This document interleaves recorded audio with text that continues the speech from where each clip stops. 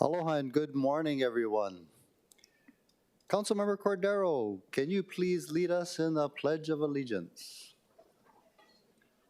To the flag of the United States of America and to the republic for which it stands, one nation, under God, indivisible, with liberty and justice for all. Thank you so much. Councilmember Cordero, would you like to introduce our guest for the message of Aloha? Absolutely. Members, community, and everyone watching online, I would like to welcome to the council chambers our message of Aloha deliverer. Today we have Ashley Loa. Ashley Loa's professional career includes nearly 10 years of nonprofit experience, which more than half of which was held in executive leadership positions. Prior to her current role as the Director of Operations at Hawaiian Community Assets, Ashley served as Executive Director of an interfaith grassroots organizing nonprofit, and then for another nonprofit focused on peace building. Ashley has the honor of serving on the board of directors for the Legal Clinic, the advisory board of Shade Institute, and her daughter's school community councils, plural. Informally, though, Ashley continues to show up wherever she is needed, and I definitely am witness and bear fruit to that, so mahalo, Ashley. In 2022, Ashley was selected as the Obama Foundation Asia Pacific leader, along with 33 others from 23 nations in the Asia Pacific region, expanding her understanding and appreciation for other people and cultures. And also, Ashley and I were born on the very same day in 1990, and we're soul alike, so we're pretty much like twins. So it's really great to see more than a like-minded person, but from the way we text, the vernacular, the terms we use, pretty much spot on. So it's great to welcome everyone, my twin, Ashley Loa. Thank you. Hi, everybody. Good morning. Last week, when I was trying to think about what I wanted to say today, the first thing I did was go to YouTube. I wanted to see what Aloha meant to those who have done this before me. They were all phenomenal speakers, and one thing many of them had in common was that they basically gave a list of what Aloha means to them. So here's my list. Number 1, Aloha is commitment. You all have a hard job. Let me start with that. You did the sign waving, the door knocking, the long walks through your districts, listening to everyone's stories, their hopes, their dreams, their pain points, their vision, and you shared yours with them. Your community shared your hopes, your dreams, and your vision. And it's because of that vision, they committed to your representation of them. And you committed to being their voice in this room. When a bill comes before you, may be controversial, may be emotional, and testifiers line up one by one to tell you why they stand in support or opposition, you don't just hear testimony, you hear people's lives, and you hold two truths at the same time. Day after day, you make big decisions under pressure, staying steady when faced with opposition, having courage to do what's right even when it's hard, knowing that each decision shapes the future of Honolulu. And when your commitment is on display for all to see, my hope is that Aloha shows up both in the way you offer it and in the way it finds its way back to you. Which brings me to number 2. Aloha is compassion. I don't know about you, but compassion, I think, might be one of the hardest parts of leadership, because commitment can get us in this room, but compassion is what keeps us human when we're here. It's easy to care when everyone agrees with you.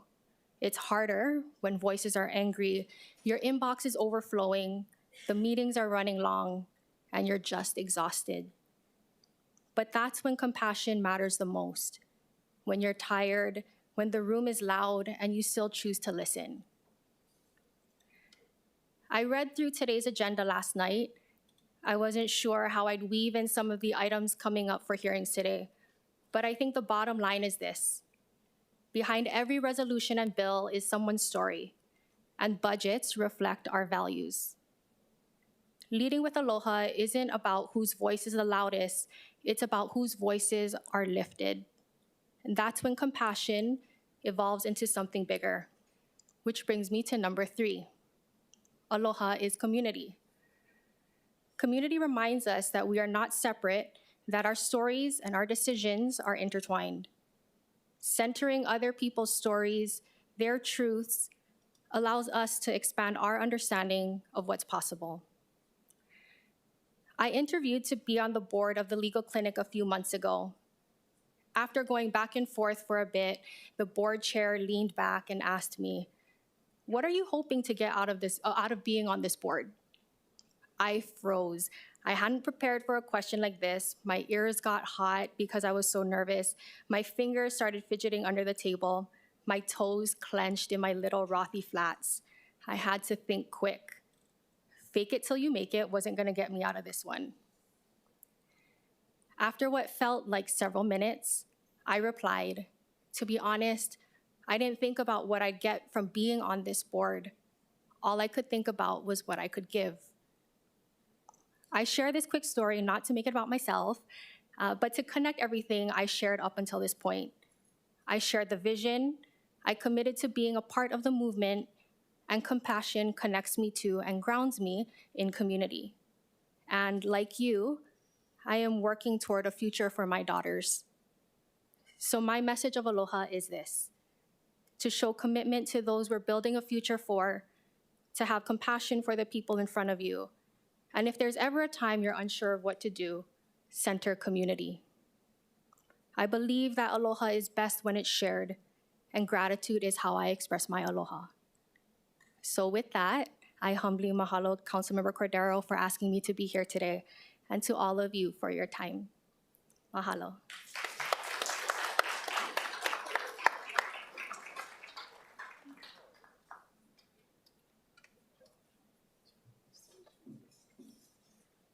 Thank you so much. That was excellent. Members, I have procedural announcements to make before we get started. Pursuant to Section 92-3.7, the Hawaii Revised Statutes, this meeting will be conducted as a remote meeting by interactive conference technology with the following procedures in effect for the meeting. Members of the public will be allowed to provide oral testimony on all items on the agenda, either in person, in the council chamber, or remotely. As both English and Hawaiian are official languages of the state of Hawaii, pursuant to Article 15, Section 4 of the Hawaii State Constitution and Section 1-13 of the Hawaii Revised Statutes, members of the public may testify in either language.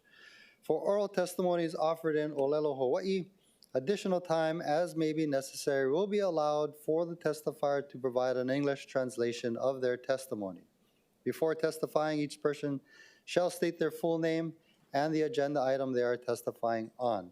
Each speaker may not have anyone else read their statement and is limited to a 3-minute presentation on public hearing and new business and a 1-minute presentation on all other items. For registered in-person testifiers, when your name is called, please proceed to the podium and begin by stating your name and the item you'll be speaking on. When I call for anyone who has not registered to speak in person, please line up to the right of the podium, and when it is your turn, proceed to the podium. Begin by stating your name and the items you'll be speaking on. For persons who have registered to testify remotely by video conference or phone, when your name is called, please monitor your screen and activate your audio feed when prompted. When I call for anyone else standing by remotely, please utilize the Zoom raise hand button to indicate your desire to speak. For those joining us by telephone only, please press *9 to indicate your desire to speak. The following are some friendly reminders and tips. Video conference from a quiet location if possible.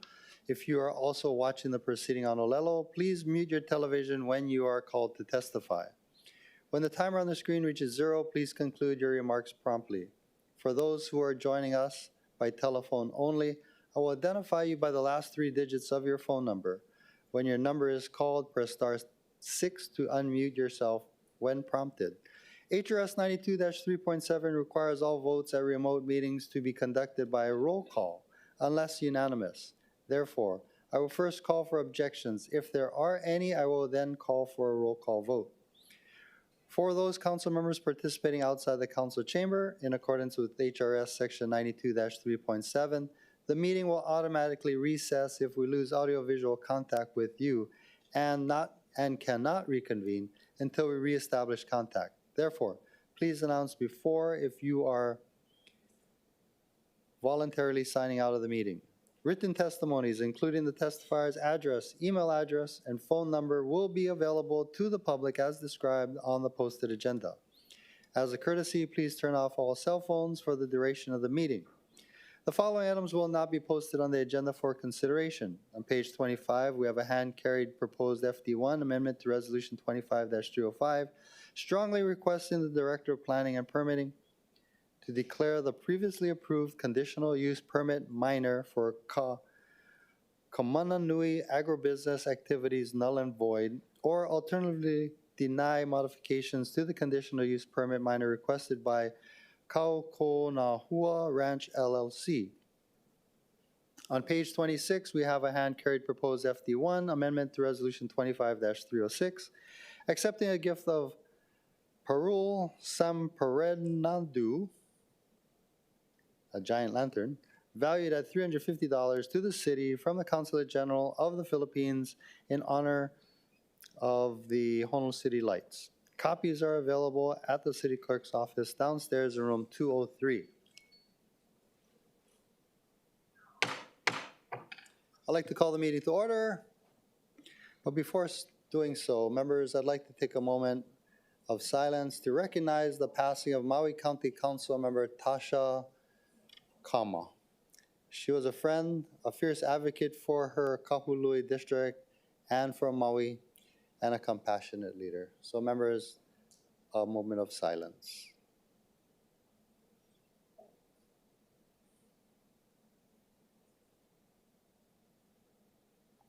Thank you, members. Roll call, Mr. Clerk. Councilmember Cordero? Here. Councilmember Dos Santos Tam? Attending virtually. Councilmember Kia Aina? Aye. Councilmember Nishimoto? Councilmember Okimoto? Present. Councilmember Talba? Here. Councilmember Tupola? AO. Councilmember Wire? Here. Chair Waters? Here. Mr. Chair, 9 members are present. Thank you. The following council members are present in the council chamber. Council members Cordero, Kia'aina, Nishimoto, Okimoto, Tolba, Tupola, and Wire. The following council member is participating remotely by video conference, Councilmember Dos Santos Tam. Councilmember Dos Santos Tam, in accordance with HRS Section 92-3.7, please identify each person who is with you at your location. There's no one here with me.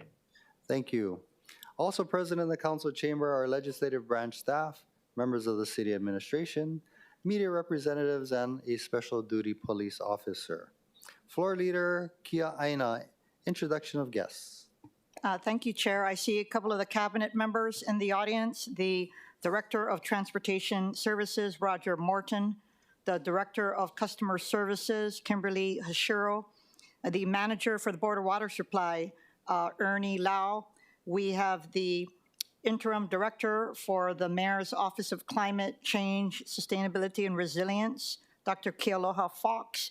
We have the Honolulu Liquor Commissioner Administrator, Saul Patelis, and we have several of the mayor's nominees, Bradley Romine, Blake Parsons, Mark Anthony Clemente, Shelton Jim On, and Fred Hune. And if I missed anyone, I didn't see you, of the members' cabinet. Thank you. Thank you. Vice Chair Tupola, a motion to approve the minutes. I move that the session minutes as posted on the agenda be approved. Second. It's been moved and seconded. Mr. Clerk, do we have any testifiers? Mr. Chair, we have none. Thank you. Any discussion, members? Seeing none. Any objections or reservations? Noting no objections or reservations, the minutes have been approved. Moving to the top of page 4, order of the day. Resolution 25-283, confirming the appointment of Jody Liebed to serve on the Board of Review for Real Property Tax Appeals of the City and County of Honolulu. Is Ms. Liebed present? No? Okay. Are there any testifiers? Mr. Chair, we have none. Thank you, members. Any discussion? Seeing none. Resolution 25-283 has been referred to the Committee on Budget. Moving to the bottom of page 4, Resolution 25-289, confirming the reappointment of Bradley Romaine to serve on the Climate Change Commission of the City and County of Honolulu. Is Mr. Romaine here? Aloha, welcome. Aloha. Hopefully I got this. Is it working? Yep. Thank you. Aloha, council members. Thank you very much for considering my nomination to serve again on the Climate Change Commission. I bring my experience in coastal hazards and climate change, working as a extension faculty with the University of Hawaii Sea Grant College program, though to be clear, I will be serving in an individual capacity as a citizen. It's been an honor, pleasure serving on the commission thus far for 2.5 years, and I really look forward to continue contributions. I recognize a lot goes into your considerations, decision-making, planning, policy development, but I look forward to being part of the Commission's effort to bring the science on climate change, sea level rise, and the impacts we're facing and going to face increasingly in the future towards your decision-making and consideration. Mahalo. Thank you. Members, any questions for the nominee? Seeing none, thank you, sir. Mr. Clerk, do we have any testifiers? Mr. Chair, we have none. Thank you. Any discussion, members? Seeing none, any objections or reservations? Noting no objections or reservations, Resolution 25-289 has been referred to the Committee on Energy, Environment, and Sustainability. Moving to the top of page 5, Resolution 25-290, confirming the appointment of Blakely Parsons to serve on the Police Commission of the City and County of Honolulu. Is Blakely Parsons present? Aloha, welcome. If you could press that button, would you like to say a few words? There you go. Aloha, my name is Blake Parsons. I appreciate the opportunity to be considered as a volunteer to serve on the Police Commission. I care deeply about public service, so I have the personal passion for public service and for public safety, and also have the professional experience of overseeing executives and multi-million-dollar budgets, interfacing with the community, and also transparency. And I'll be grateful for the opportunity, and I'm happy to answer any questions that you have. Mahalo. Thank you so much. Members, any questions for the nominee? Seeing none, thank you, sir. Appreciate you. Mr. Clerk, I believe we have one registered testifier, Shelby Pikachu Billionaire. Not present? Online, perhaps? Yeah. Mr. Chair, he's online but not responding.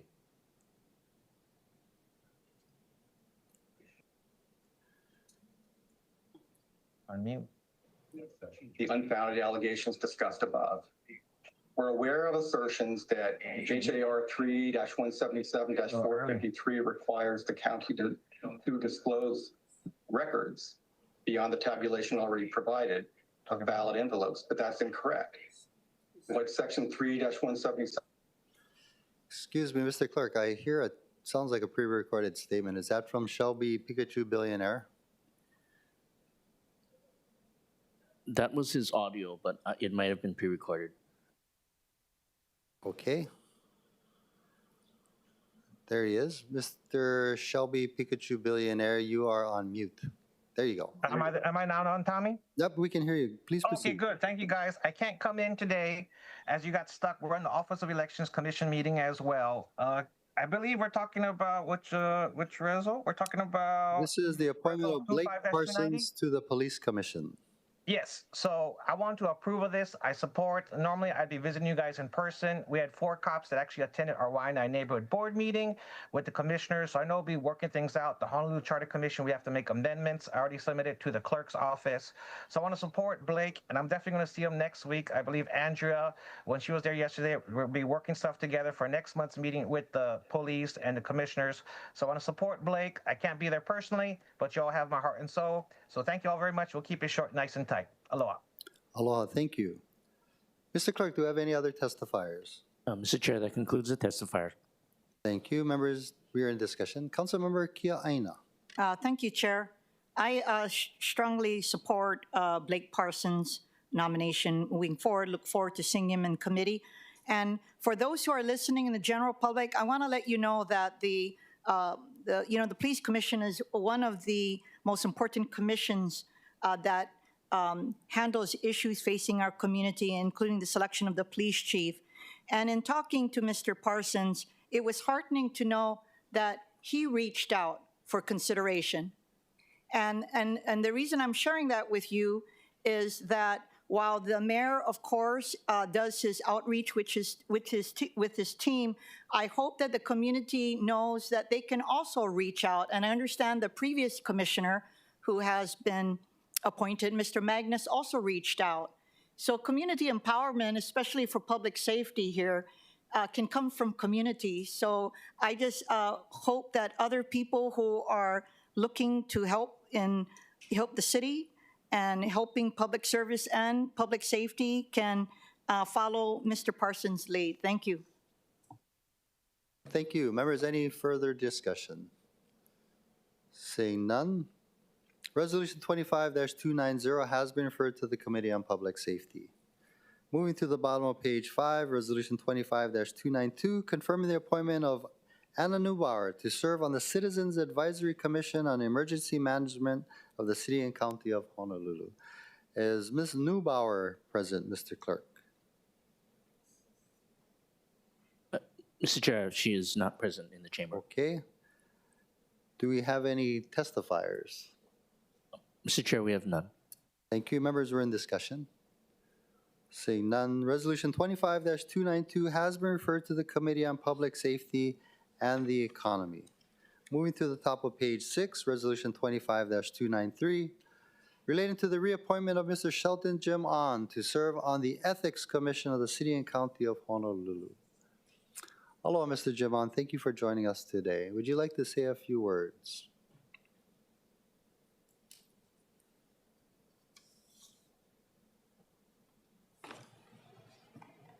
Thank you, Chair Waters and honorable members of the City Council. My name is Shelton Jamon, and I'm attending, and I wanted to address resolution 25-293 regarding my reappointment to the Honolulu Ethics Commission. I had served one term, I enjoyed it, and I'm hoping to get confirmation to serve a second term. Currently, I am the chair of the Honolulu Ethics Commission. I served previously as the vice chair, and I submitted a letter.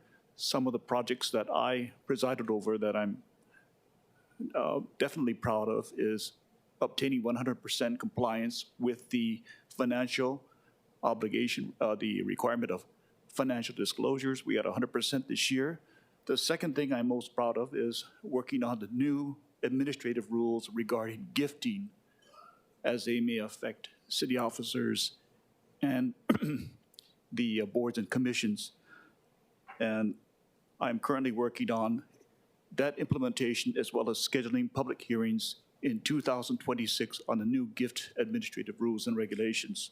The third thing that I'm working on is implementing monthly statistical reports to monitor the complaints and specifically to ensure that there is timely resolution of each complaint. And I'm here for any questions. If anyone has any questions, I'd be happy to answer them. Thank you. Thank you. Members, any questions for the nominee? Seeing none, thank you, sir. Mr. Clerk, do we have any testifiers? Mr. Chair, we have none. Thank you. Any discussion, members? Seeing none, any objections or reservations? Seeing none, Resolution 25-293 has been referred to the Committee on International and Legal Affairs. Turning to the bottom of page 6, Resolution 25-294, confirming the appointment of Mark Anthony Clemente to serve on the Planning Commission of the City and County of Honolulu. Aloha, Mr. Clemente. Thank you for being here. Would you like to say a few words? Aloha, kakayaka, mahalo, Chair, Vice Chair, Council members. My name is Mark Anthony Clemente. I'm truly honored to be here as a nominee to serve on the Honolulu Planning Commission. I'm just going to share a little bit of my background so you understand who I am and why I might be fit to serve in this position. I grew up in Kalihi. I currently live with my ohana in Waialua. I've spent my career working to strengthen our communities through public policy, collaboration, and service. I currently serve in the government relations for the Hawaii Regional Council of Carpenters, where I work to advance policies that support local jobs, affordable housing, and opportunities for our working families. Before that, I worked in both the State House and the State Senate, where I gained firsthand experience in how government decisions shape our neighborhoods, our economy, and our quality of life for local residents. I'm also a graduate of the William S. Richardson School of Law at the University of Hawaii at Manoa. During my time there, I was honored to serve as the class speaker for our evening part-time program. I also took part in leadership roles that deepened my understanding of the law, governance, and community responsibility. Outside of work, I've stayed involved in my community, serving on the North Shore Neighborhood Board as a member and a past officer of organizations like the Rotary Club of Wahiawa Waialua, the Wahiawa Lions Club, as well as the King Commitment Hawaiian Civic Club. Through all of these experiences, one thing has guided me, and it's the commitment to keeping Hawaii a place where local people can live, work, and continue to raise their families. If confirmed, I hope to bring a balanced and thoughtful perspective to the Planning Commission, one that values both progress and preservation, and that keeps community voices at the center of decision-making.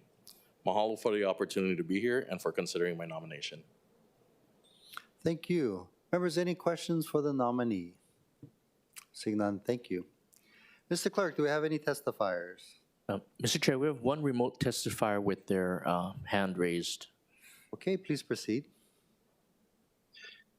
Hi, Aloha Chair. Panemea Tonga III here in my personal capacity. I'm in support of this resolution for the nomination of Mr. Mark Clemente to the Planning Commission. I've had an opportunity to work with Mark on various things within the community. And also at his work, he is a stand-up guy, makes the right choices, very well balanced, and very open to hearing all sides of anything that comes up. So I just wanted to personally testify in support of his nomination. Thank you. Thank you. Members, any questions for the testifier? Seeing none. Mr. Clerk, do we have any other testifiers? Mr. Chair, that concludes the testifiers. Thank you. Members, we're in discussion. Seeing none, Resolution 25-294 has been referred to the Committee on Zoning and Planning. Moving to the top of page 7, Resolution 25-295, confirming the appointment of Catherine Chang to serve on the Board of Parks and Recreation of the City and County of Honolulu. Is Ms. Chang here? Nope. Mr. Clerk, do we have any testifiers? Mr. Chair, we have none. Thank you. Members, we're in discussion. Seeing none, Resolution 25-295 has been referred to the Committee on Housing, Homelessness, and Parks. Resolution 25-296 relating to the appointment of Jeffrey Laupola to serve on the Board of Water Supply of the City and County of Honolulu. Is Mr. Laupola present? Aloha, thank you so much for being here.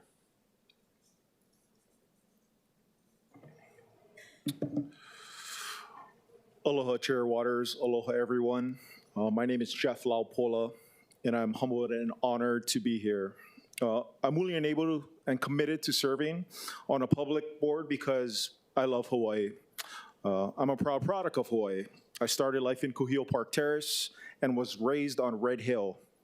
I grew up in the Moanalua neighborhood schools, and I'm a graduate of Punahou School, the U.S. Naval Academy, and Columbia Business School in New York City.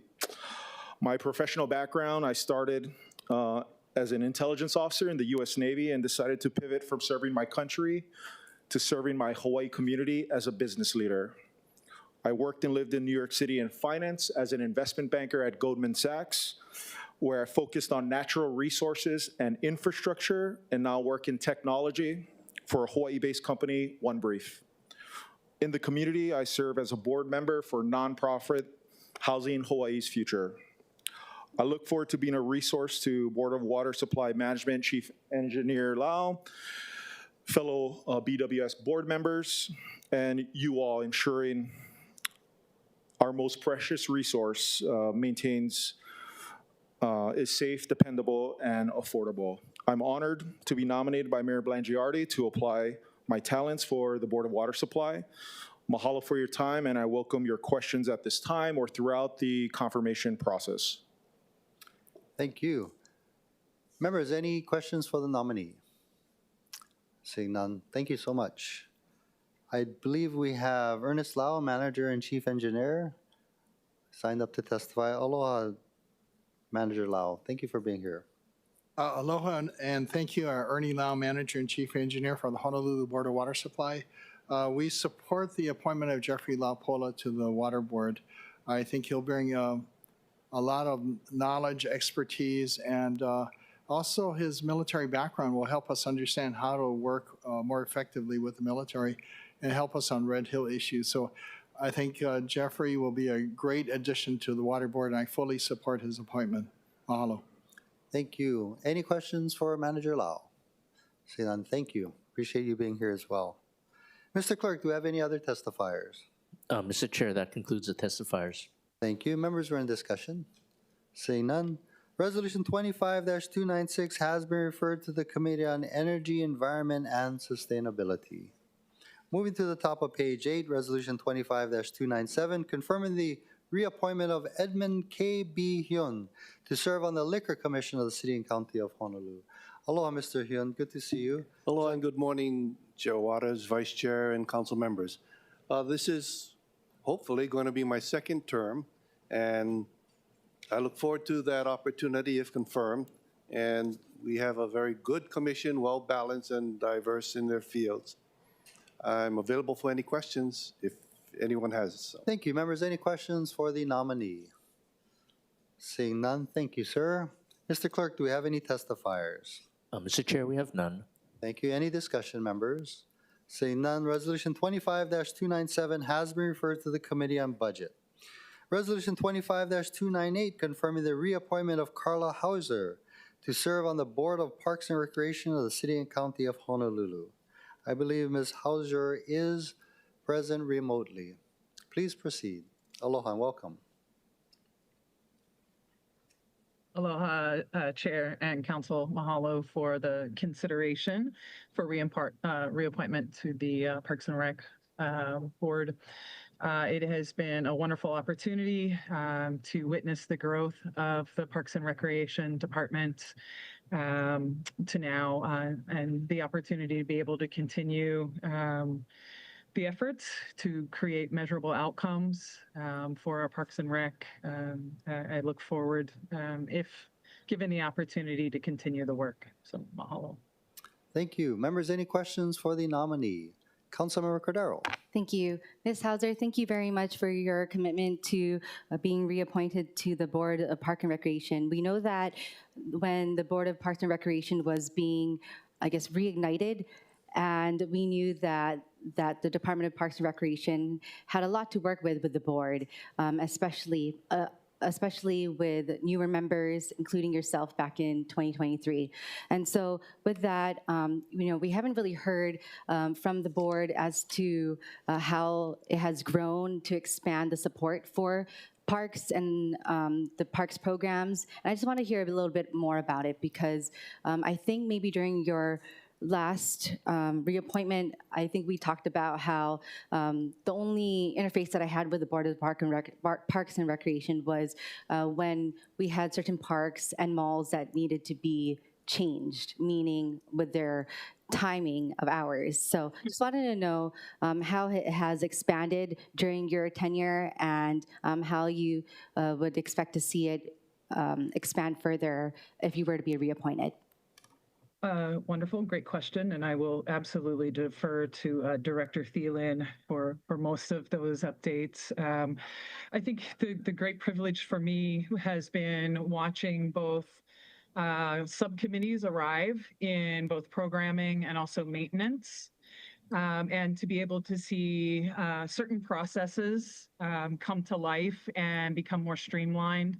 That makes maintenance and different requests for repairs a lot more streamlined for city, and creating those processes, being able to see a lot of the capital campaign, the roofs that need to be fixed, and to watch all of that come under process. And then with regards to programming, I had the honor of serving as the chair for the programming subcommittee, to be able to create actual surveys that gauged just how effective the programming, such as Summer Fun, such as some of our Kapuna programming that's available, to see the department actually seek out and request feedback from participants that were receiving that information, and to be able to create baselines so that we can now measure every year everything from hiring to the number of participants, and then the overall satisfaction. And how are we working our Parks and Recreation Department towards those key factors, creating sense of place, creating sense of self, and are our young people, are our kapuna, those the community that's participating in the Parks and Recs, you know, are they empowered and are they feeling connected, and do they have voice? So I think that's been, you know, my greatest honor in my first term. I look forward to getting in a little bit deeper, if appointed, to this next round. I believe that every community park serves a different purpose for different communities, and to take the time to understand that and what community needs are for their parks is really exciting. Thank you, Ms. Hauser, and I really appreciate it. And if you are to be reappointed, it will definitely give you much more time to dive deeper. Thank you. Mahalo, Chair. Thank you. Any further questions of the nominee? Seeing none, thank you. Mr. Clerk, do we have any testifiers? Yes, Chair. We have 2 registered testifiers with us in the chamber. Thank you. I believe it's Calais Salcido followed by Austin Salcido. Hello, Mr. Salcido. Thank you for being here. Please proceed. Aloha. I'm going to address the City Council. Appreciate the invitation on this. But at the most part, before my time starts, I'm going to ask a question. Because our City Council that represents our area also is the chair for the Parks Committee as well, too. In involvement with Carla Hauser on a different note. So I looked at Mayor Blangiardi's October 20th for reappointing Carla Hauser into this.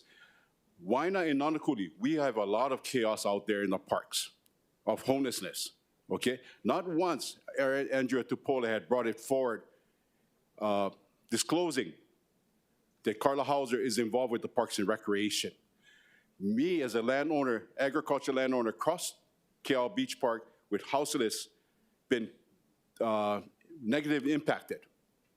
So supporting this reappointment, we never knew she was even appointed in the Parks and Recreation to begin with. Carla Hauser lives several lives, Rise, also with Noholio Road in Makaha. I'm a landowner in Makaha on Noholio Road that she purchased property through her grants, federal grants, or whatever GIA, maybe, whatever funding there is. They're purchasing property to bring in troubled youths on a street that there's no infrastructure, no lights, street lights, nothing.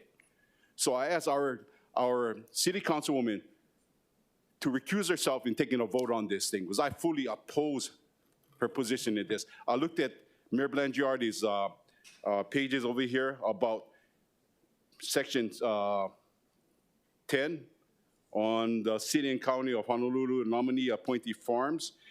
Do you foresee any possible conflict between your present work and financial investment and so on this paragraph for you folks to look at? There is a conflict. Andrea and her share the same nonprofit organization type of collaborating with those coming from the homeless on the beach, on the DPR property. That's a money bucket out there. We don't need it. My property has been affected by houseless encampment with 10 dogs. I put in a file claim with the corporate council for reimbursement of our losses. One encampment, 10 dogs. For over 2 years, it's been investigated upon, okay? So with that said, also, the property on Noholio Road, Andrea Tupola has unfinished work on this thing as well, too, dealing with Carla Hauser. She did not get, she has a document, and I have the Paula here to be examined by. Emergency proclamation by the governor was made out by John Mizuno.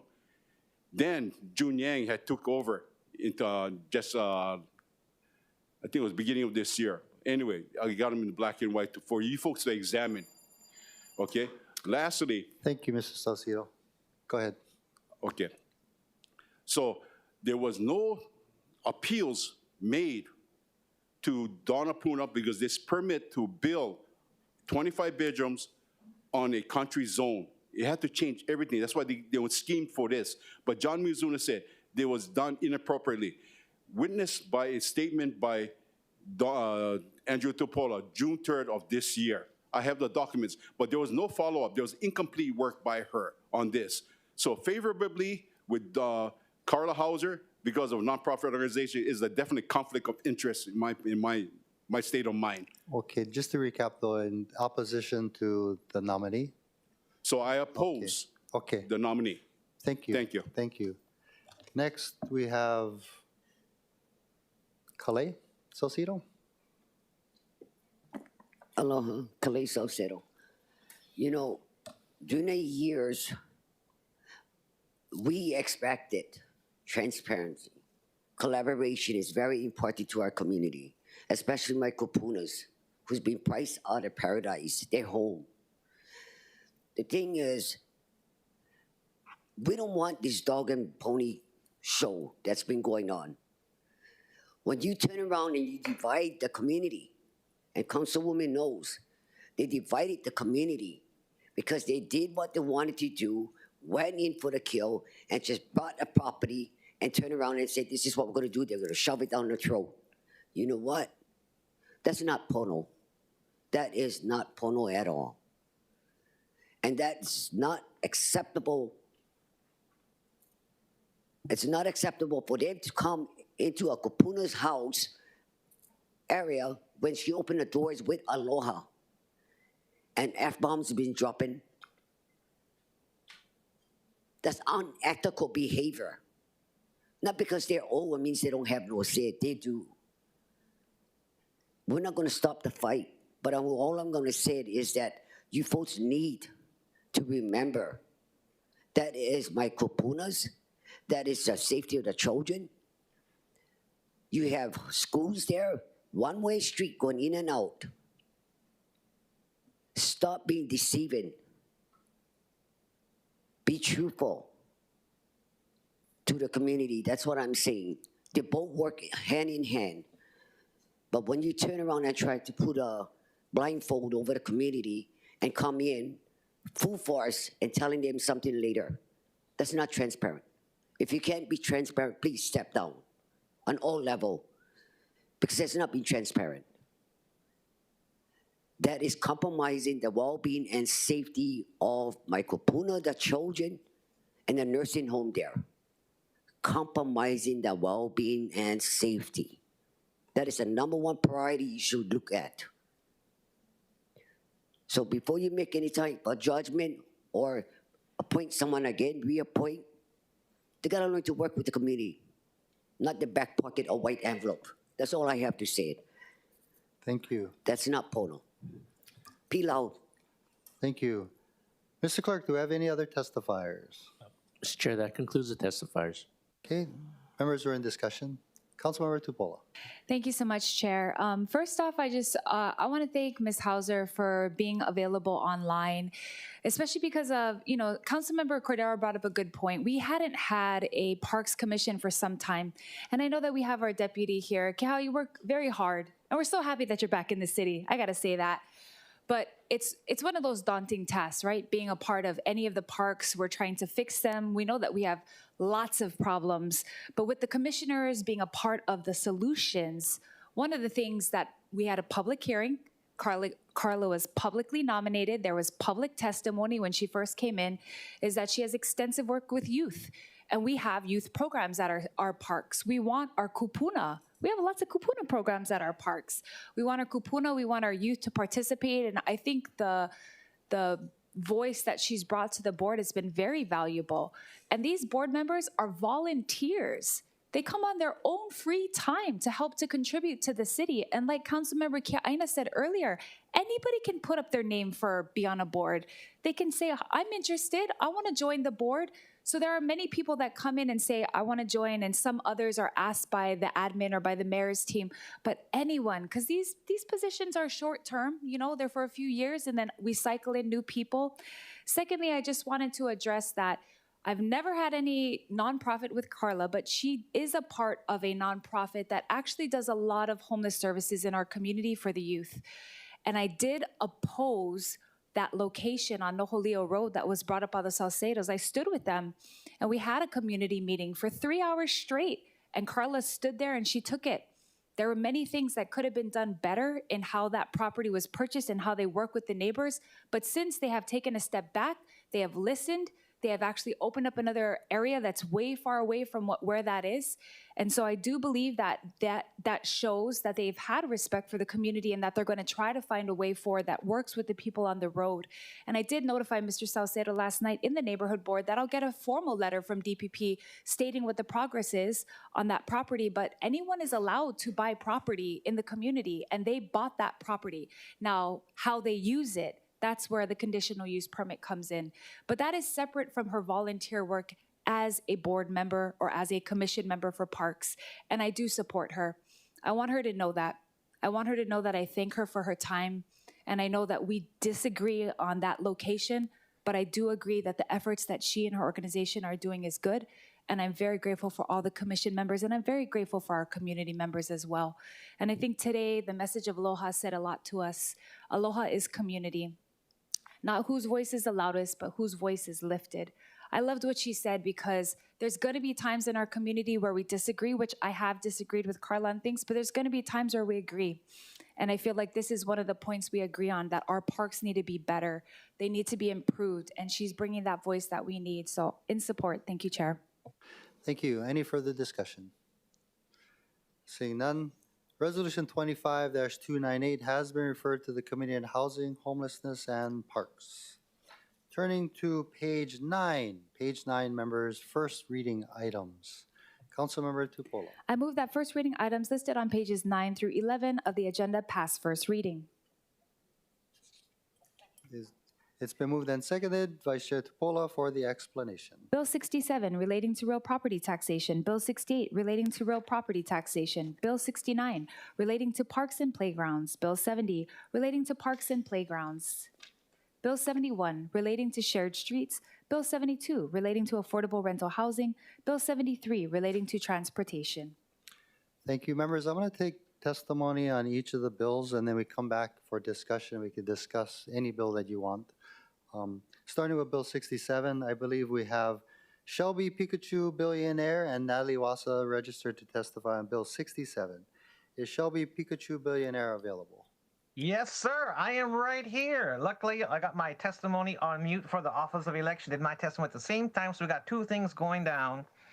And I wanted to address the issue. So I'm going to summarize this. So you're going to keep on asking me for every single bill. So I support Bill 67, Bill 68, Bill 72. I believe that's what I submitted. So any kind of tax relief you're going to give to the people, any kind of accountability, because I know we got more stuff with the mayor stuff coming on. I want accountability and transparency so they don't do no coup-kind corruption like the Office of Election got no receipts for missing ballots, and they're just lying through their teeth. So if you guys can put it in whatever you guys got to say, and plus the charter, I already sent the amendments to the charter to make changes before Friday, sent to the clerk's office. So we got a lot of stuff going down, and I want to do a shout out to the Salcedos, because I'm stuck here doing Office of Elections meeting, other meetings. We got other people from Y&I there to show support, so I appreciate them. I appreciate all of you. Peace. Thank you very much. Thank you. Next, we have Natalie Iwasa. Mr. Chair, the testifier is not logged on. Okay, is there anybody else who'd like to testify on Bill 67? Please come forward.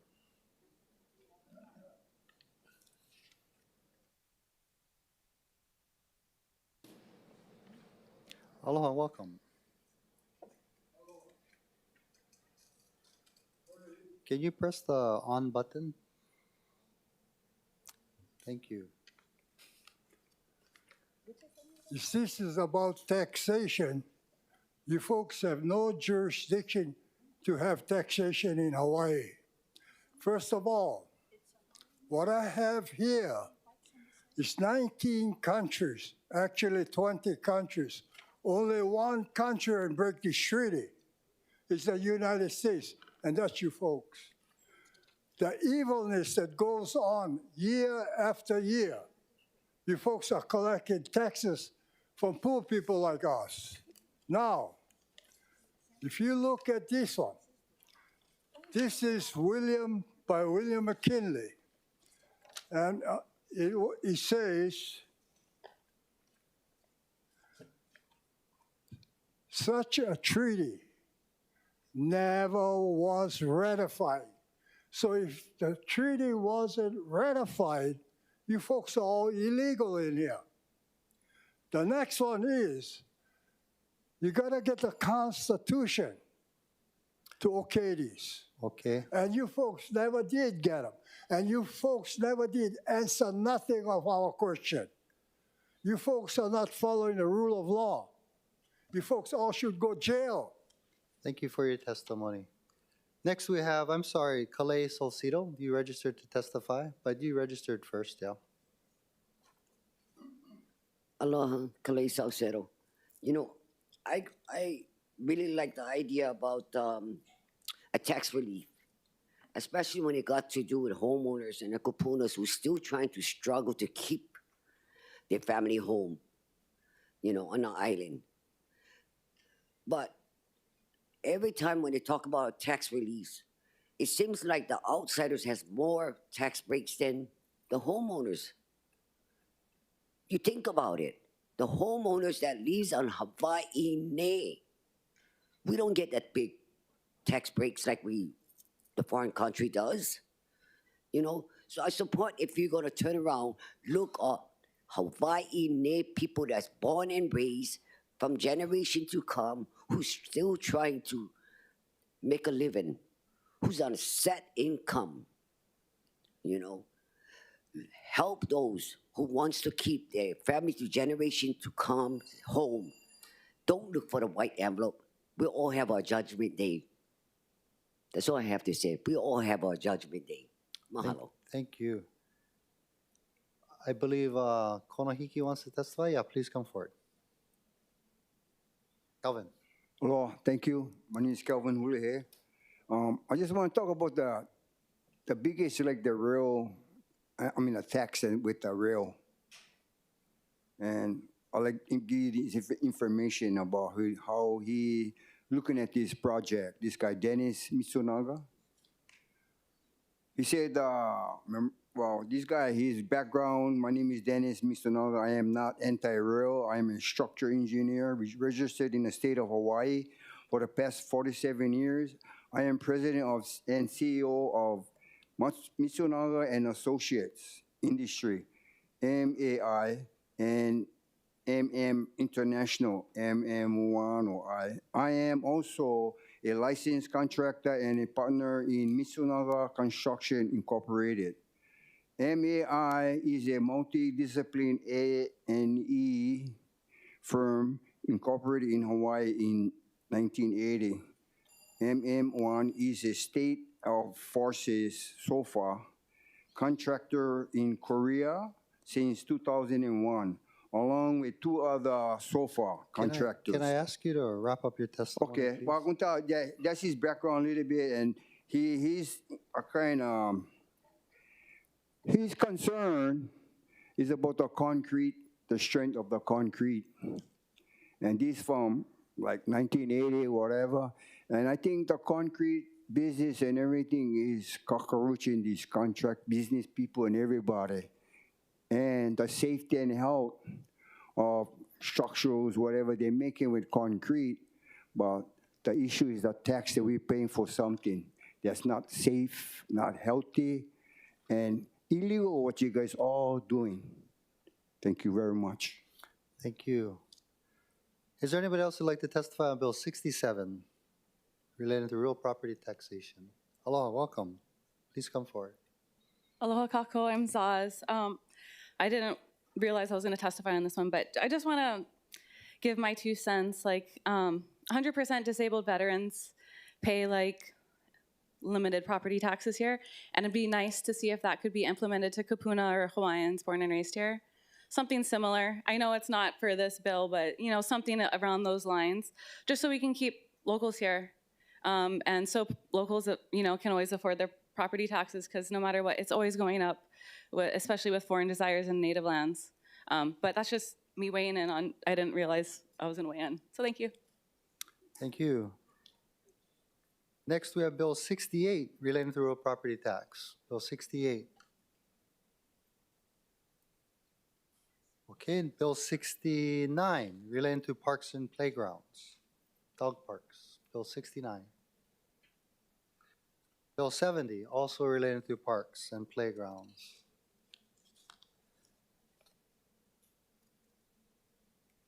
Bill 71 relating to shared streets. Any testifiers? Seeing none, Bill 72 relating to affordable rental housing. Bill 73 relating to transportation. Okay, that's all the testimony we have registered. Is there anybody else who'd like to testify on any of these bills? Thank you. Seeing none. Members, we are in discussion. Councilmember Kia Aina. Thank you, Chair.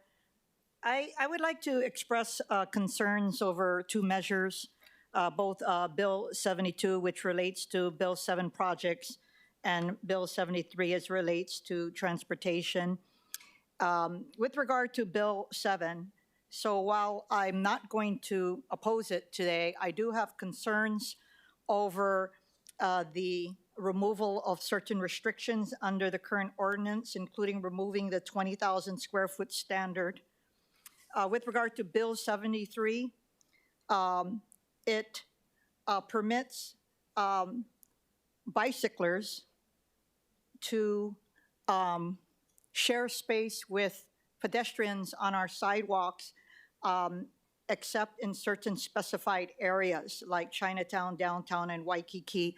I adamantly oppose this, and if this measure continues to move through the process and includes this provision, I will vote no. I have found a lot of bicyclists. I do believe that we should endeavor to provide safety for them, but I have found a great majority of them who have been completely disrespectful to pedestrians as we walk on the sidewalks.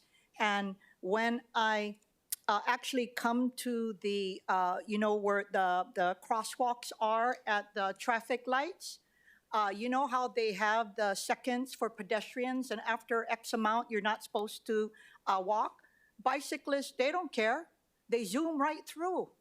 It's dangerous for us. So, again, I'm all for safety, but they should have some self-discipline among their, those who propose things like this, because I find that the manner of how they are, they disregard the laws that apply to pedestrians as if they're exempt from that. So I don't support this.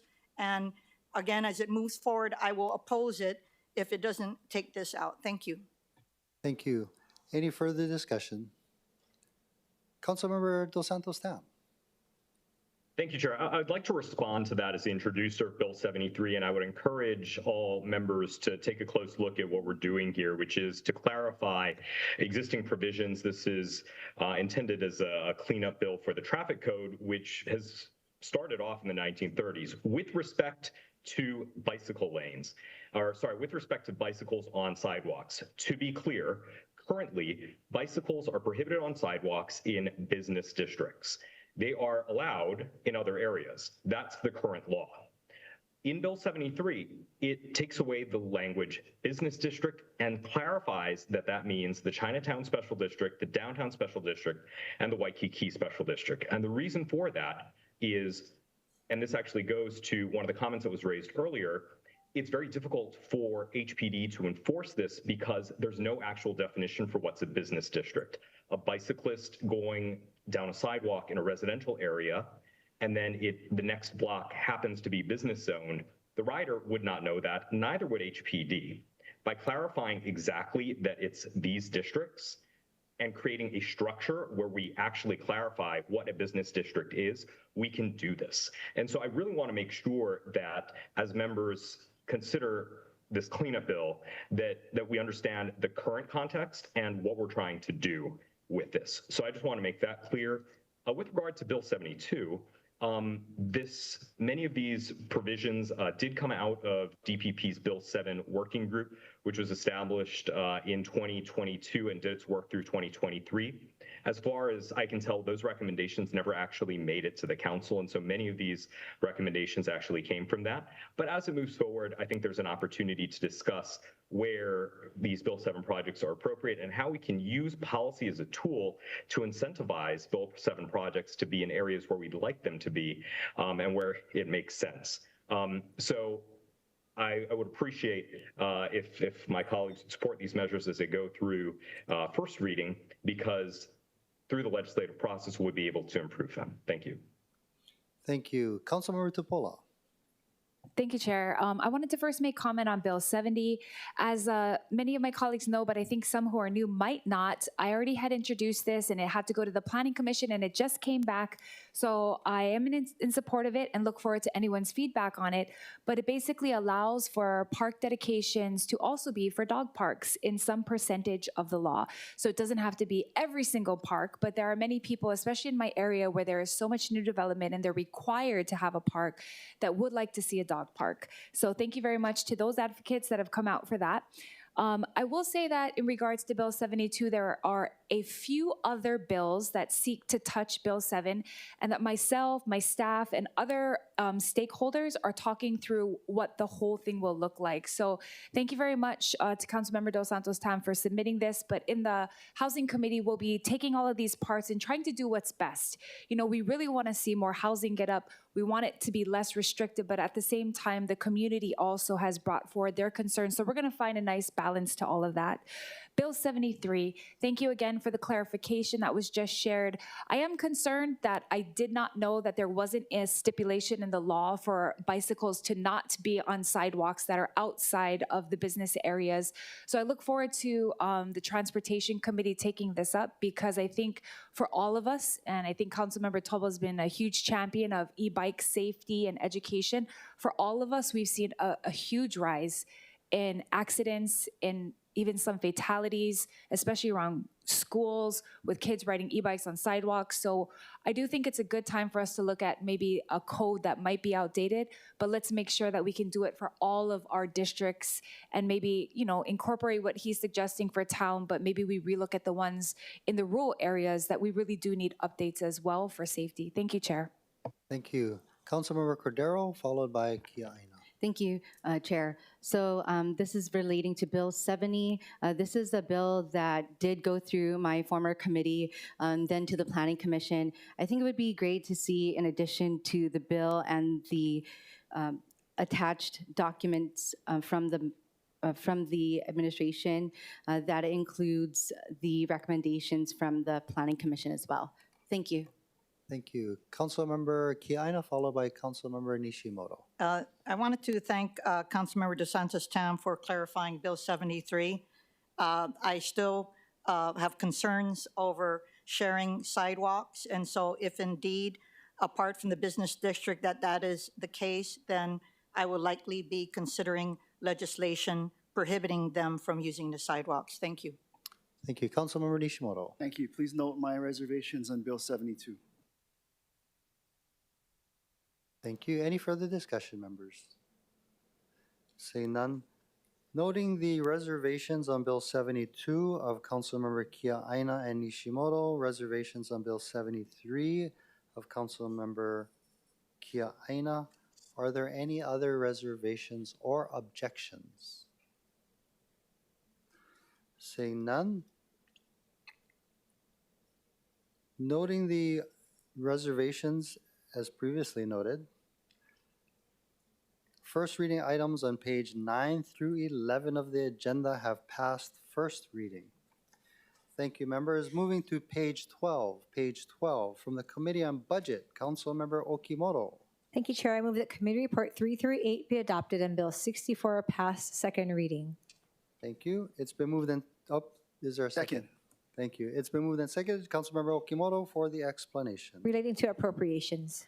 Thank you. Mr. Clerk, do we have any testifiers? Mr. Chair, we have one registered testifier for Bill 64 remotely. Okay. Please proceed. Aloha, you guys know it's me. I'm the only testifier. Chee-hoo! So I read over the bill, and normally I would oppose budget appropriations because I know the money gets finagled, but when you actually go through the bill, it actually talks about transparency, how things are going to get more done with the mayor. So I also want to testify on 65 as well to save the time for the city council. So I support both measures. Whoever written it, good language. Thank you very much. Pikachu is power with this testimony. Arigatou gozaimasu. Thank you. Mr. Clerk, do we have any other testifiers? Mr. Chair, that concludes the testifiers. Thank you. Members were in discussion. Councilmember Tupola. Thank you. Bill 64 improves transparency and accountability during our budget process by requiring the administration to provide a report showing how much money was appropriated and, importantly, how much is likely lapse unspent. This is a huge deal. As you know, I made a big deal about a particular department, but as city council members, we are accountable for all of the lapses in any department for any reason, and some reasons we're not aware of or kept in the loop of till a very, very final hour where we can't really do a lot with lapsed budgets that haven't been spent. We know that when money goes unused or ends up moving around unexpectedly, our constituents don't go to BFS, they go to us and ask why these things weren't funded or why things weren't paid for. The council members are ultimately who gets held accountable for this, so I believe that this bill is seeking for us to preemptively prepare ourselves for the budget cycle. This isn't about adding bureaucracy, and we appreciate BFS and all they do, but it's about clarity. With better reporting, we can budget more efficiently, support the departments that need help spending funds, and reallocate unused dollars sooner where they're needed most. We know that we need dollars everywhere. So I know yourself, Chair, has made a big deal about us using it wisely, and I hope we can take some steps towards putting this into law so that we're all better prepared for the budget season and better able to support our departments. Thank you. Thank you. Councilmember Wire. Thank you, Chair. I just had a quick question for Director Kawano. And as you're coming up, I'll just relay it. And this applies to both bills, just for time's sake.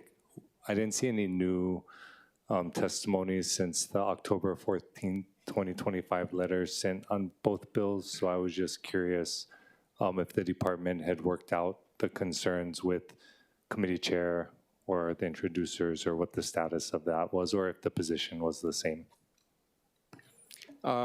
Good morning, Chair Waters, honorable council members, Andy Kawano, Director of Budget and Fiscal Services. No change has happened since testimony during Committee on Budget. With regard to BFS and the administration, our opposition remains firm. Appreciate that. Could you just elaborate why? I think the main thing is that I don't believe personally that coming up with, and this is on a department and probably by activity basis, a potential lapse amount when we're not far enough through the year is a fruitful exercise. And I don't think that we should be tasked to do that and have that information impact the budget process for the following year. The other part that everyone should understand is that if we have a larger department with a large lapse amount, at the end of the year, you can't move it anyway to another department without reopening the budget. If a department has a large lapse amount for a particular activity, a division of service, there is a possibility of moving funds between activities or divisions, but you cannot take those funds that are unused and put those funds into another department without reopening the budget, which would not be a good use of time. I think the questioning process during the department presentations when we get into budgeting provides transparency. We're not hiding anything. We provide tons of information in supplemental schedules along with the mayor's budget booklet. And I think there's a lot of information that's already provided that's useful for the public and council members to analyze as we go through the budget process. So do you already have to report on lapsed funds at some point in the year? Well, we provide a quarterly report on appropriations as we speak. And if you track it as it goes out quarterly, you'll see what potentially could lapse. But you got to realize that because of capacity issues that we're working hard on to fix, the encumbering process of setting aside and reserving an appropriated amount for expenditure a lot of times happens on the back end of the year because we're working on getting contracts executed up to the point of notice to proceed. And at that time, you encumber funds. And a lot of that happens during the back half of the year. Yeah. Last question is I want to make sure I understand it and understand what you're saying. So are you saying that you're already reporting on aspects of this, but this is different, and then it's asking you to project lapses in March or prior to before the fiscal year Yeah, ends? Thank you, Councilmember. Thanks for that question. As I testified during the Committee on Budget, we actually cut off the budget process and estimation process probably in the mid to late January timeframe, because in the month of February of each year, we're putting together booklets and a multitude of supplemental schedules that have to be submitted through the city clerk's office on March 2nd or earlier, if March 2nd is a weekend or holiday. So there is no way we're going to provide a good estimate of potential lapse appropriation based on the schedule we follow. Okay, because I'm assuming there's already consideration of lapsing if you're having to come up with the next year's budget based on, in part, real property tax revenue. You know, we do our best to spend what we proposed, in terms of the budget and what becomes appropriation. And again, as we've covered in the past, our departments do have capacity issues, and there are times when we can't spend what we budget for, but what we do is always prioritized, and we try to be responsible. And to the extent that monies do lapse, unfortunately, and keep in mind there's different sources of funding as well, those lapse monies go into fund balance that can be used in the subsequent year. And a strong fund balance carry forward is positive in the bond community. So when we sell bonds, it helps us to maintain a high credit rating to keep our interest rates low. So there's a positive to lapsing as well. That has to be kept in mind. Okay, thank you. I appreciate that. Just trying to understand the specifics of the measures. Mahalo, Chair. Thank you. Any other questions for Director Kawano? Seeing none, thank you so much. Okay, we are in discussion, members. Any further discussion? Seeing none, any objections or reservations? Objections. Objection, no vote? Yes, sir. Okay, no vote for Councilmember Wire, which will trigger a roll call. Roll call, Mr. Clerk. Councilmember Cordero? Aye. Councilmember Dos Santos Tam by video conference?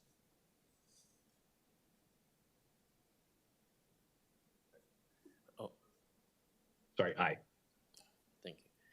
Thank you. Councilmember Kiaina? Councilmember Nishimoto? Councilmember Okimoto? Aye. Councilmember Talba? Reservations? Councilmember Tupola? Aye. Councilmember Wire? No. Chair Waters? Aye. Mr. Chair, Councilmember Kiaina? Aye. Mr. Chair, there are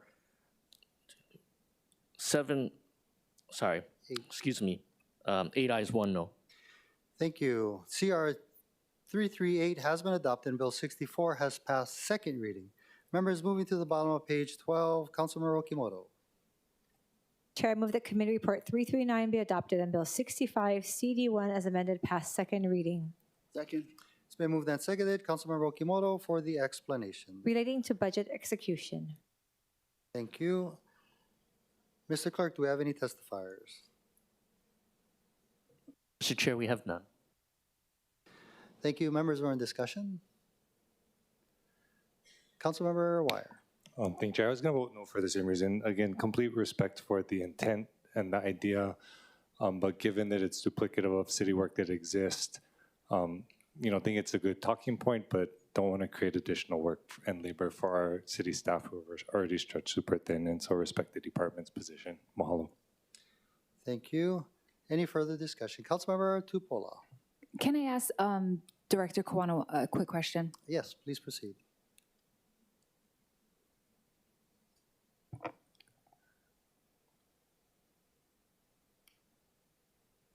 Andy Kawano, Director of Budget and Fiscal Services. Aloha, Director. Quick question. So is this bill duplicative of work that you already do? And if so, could you clarify that for me? We provide information through resolutions on the larger transfers to council throughout the year. We also provide information on transfers on individual basis as we process, our allotment vouchers. But that information, I believe, goes to OCS. May not go directly to council members. So we do provide that information on a regular basis. The part of the bill that's I think gonna be hard to keep up with is the fact that we have to go back 11 quarters, and for all transfers, right? Not the major ones, everything. And doing that will create more work because there'll be more questions from not just council members, but the public as well, and media for us to respond to. And, being involved in BFS now for the most part of 5 years, the fact that we're public servants and we do our best to report back to public when they have information or requests takes a lot of time. And we're just going to create more of that kind of activity. 2 questions. One, so do you believe that it'd be easier if this was required from OCS to do, since you said that you pass on those reports to OCS? Would that be a solution? I'm not saying that. I'm just saying that there's enough information already provided. I don't believe we have to provide more. We should provide more and then go back 11 quarters on top of that. I see. And then my second question would be, do you believe that there is software out there that could actually produce these reports fairly rapidly, like AI or ChatGPT or something that could actually produce this without a lot of work? I'm sure there is if we invest in it and have it implemented properly. We probably can use technologies to help with the report, but there still has to be a human until technology gets out far enough to come back with answers and responses. And then for this bill, you also oppose this bill? Oh, excuse me, I'm sorry. Do you also oppose this bill, Bill 65? Yes, we stand by our opposition that's already posted in department communication. In the communication, did you give any suggestions on how the bill could be amended to maybe suffice or resolve some of the concerns that you're bringing up? No, because we don't feel that such a measure should be moved forward. Understood. Thank you, Director. Thank you, Chair. Thank you. Any follow-up questions with the Director of Budget and Fiscal Services? Seeing none, thank you. Mr. Clerk, do we have any testifiers? Mr. Chair, we have none. Thank you. Members, we're in discussion. Councilmember Wire? No further discussion. Is it no vote though? No vote, correct. Okay. Any further discussion? Sure. Councilmember Dos Santos Tam.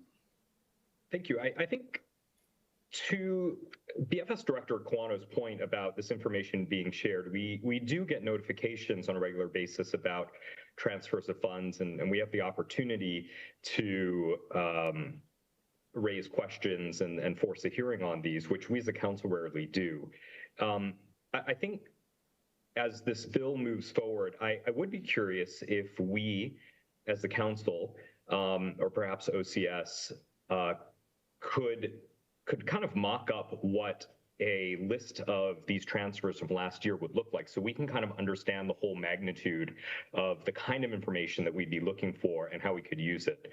Also, if I recall correctly, in the ledge budget that we approved for the current fiscal year, I think we added staff positions to focus on budget matters. I don't know whatever happened to that, but this could actually be something that we as a council do on our own as a matter of holding the administration accountable rather than kind of dumping it on them and expecting them to just do it on their own. So I think there was a little bit of back and forth here. And as a former budget chair, I certainly know how important this information is for us as we prepare the following year's budget. Thank you. Appreciate those comments. Members, every year we pass the executive budget in June. And pretty much every month after that, we get requests to transfer funds. All I'm asking for is a consolidated report so that we can see it all together. This month is actually amazing that we don't have any transfer of funds. But typically, every month we're asked by various departments and Budget and Fiscal Services to move money around. But wouldn't it be great if we could do it right the first time when we're doing our budget? And this information will help the budget chair and the budget committee to make those informed decisions. I know it's a little bit more work, but that's what we're asking them to do. So with your indulgence, to me, it's not that hard. I like what you're saying, Councilmember Tupola, that perhaps we could ask Office of Council Services, who's seated right here at the table, to do that. I like Councilmember Dos Santos Tam's idea of possibly doing a mock-up to see what that looks like. But the idea really is to have this information so that we can make informed decisions. That's all it is. That's all it is. But anyway, I'm open to, we have a no vote for Councilmember Wire, which will trigger a roll call. So if there aren't any more discussion, roll call, Mr. Clerk. Councilmember Cordero, As another former budget chair, yes. Councilmember Dos Santos Tam, by video conference. Councilmember Kia Aina, Yes. Councilmember Nishimoto, Councilmember Okimoto, Aye. Councilmember Tauba, Reservations? Councilmember Tupola, Aye. Councilmember Wire, No. Chair Waters. Yes. Mr. Chair, 8 ayes, 1 no. Thank you. CR 339 has been adopted and Bill 65, CD1 has passed second reading. Thank you, members. Moving to the top of page 13 from the Committee on Zoning and Planning, Councilmember Kia Aina. I move that Committee Report 347 be adopted and Bill 48 pass second reading. Second. It's been moved and seconded. Councilmember Kia Aina for the explanation. This bill relates to addressing pedestrian malls in the downtown Honolulu area. Thank you. Mr. Clerk, do we have any testifiers? Mr. Chair, we have none. Thank you. We're in discussion. Seeing none, roll call, Mr. Clerk. Councilmember Cordero, Councilmember Dos Santos Tam, Aye. Councilmember Kia Aina, Aye. Councilmember Nishimoto, Councilmember Okimoto, Aye. Councilmember Tauba, Aye. Councilmember Tupola, Aye. Councilmember Wire, Aye. Chair Waters. Aye. Mr. Chair, there are 9 ayes. Thank you. CR 347 has been adopted and Bill 48 has passed second reading. Moving to the top of page 14 from the Committee on Budget, Councilmember Okimoto. Chair, I move the Committee Report 336 be adopted and Bill 59, CD1 as amended pass third reading. Second.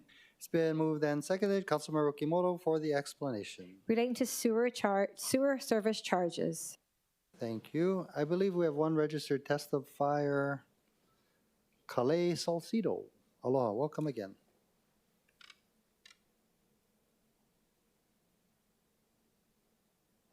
Aloha, Calais Salcedo. You know, the sewage charge, once again, is a negative impact on the island. You know, my kupunas are paying higher on service charge, non-sewage charge, and everything. So once again, that's not, I'm so distraught. This is not porno. This is intentional. Gentrification, city gentrification, gentrifying, pushing our people out of their homes. This is what it is, sewage charge. The city is overtaking so much. Enough is enough. Stop hurting the people of Hawaii, especially my kupunas. They can barely afford things. I still provide to them what I can. We have to think about them, not think about ourselves, being selfish. The kupunas come first. Generation to come is going to face the negative impact of sewage charge. Mahalo. Thank you. Mr. Clerk, do we have any other testifiers? Mr. Chair, that concludes the testifiers. Thank you. Director Babcock, would you mind just for a second explaining to the public what this bill does?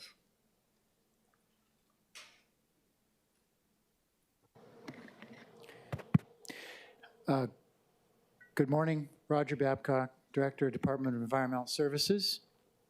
So Bill 59 is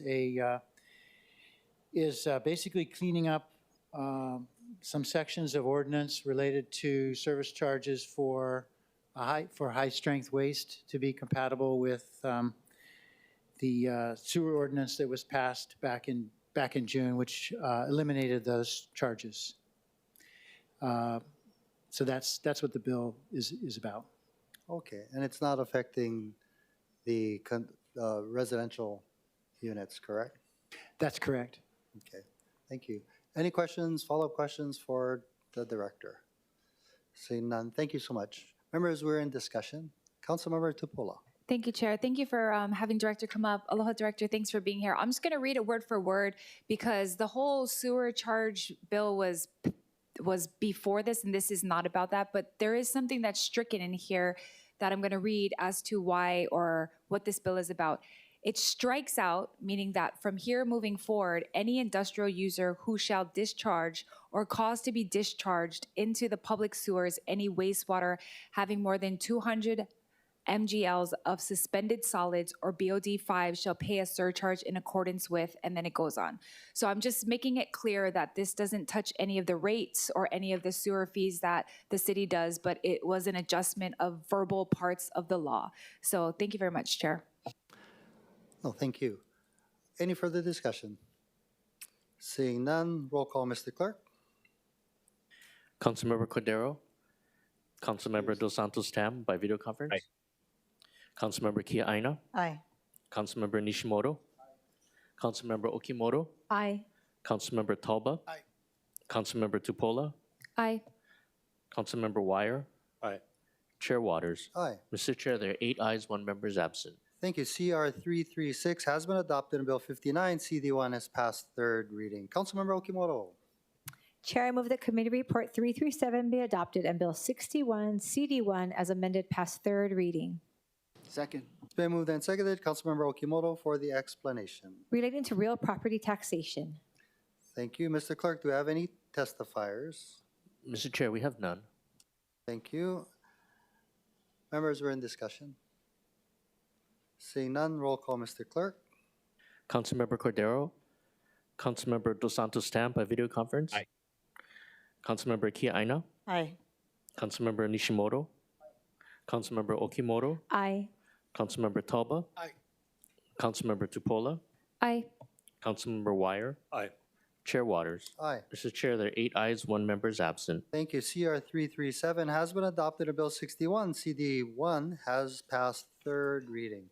Moving to page 15 from the Committee on Zoning and Planning. I move that CR-348 be adopted and Bill 62, CD1 pass third reading. Second. It's been moved and seconded. Councilmember Tupola for the explanation. Bill 62, CD1, relating to amendments to bed and breakfast homes and transient vacation unit standards and requirements initially made under Ordinance 24-14 and inadvertently omitted under Ordinance 25-2. Thank you. Mr. Clerk, do we have any testifiers? Yes, Mr. Chair, we have 2 registered testifiers. I believe 1 is online, 1 is in the chamber. Okay, please proceed. Bring on the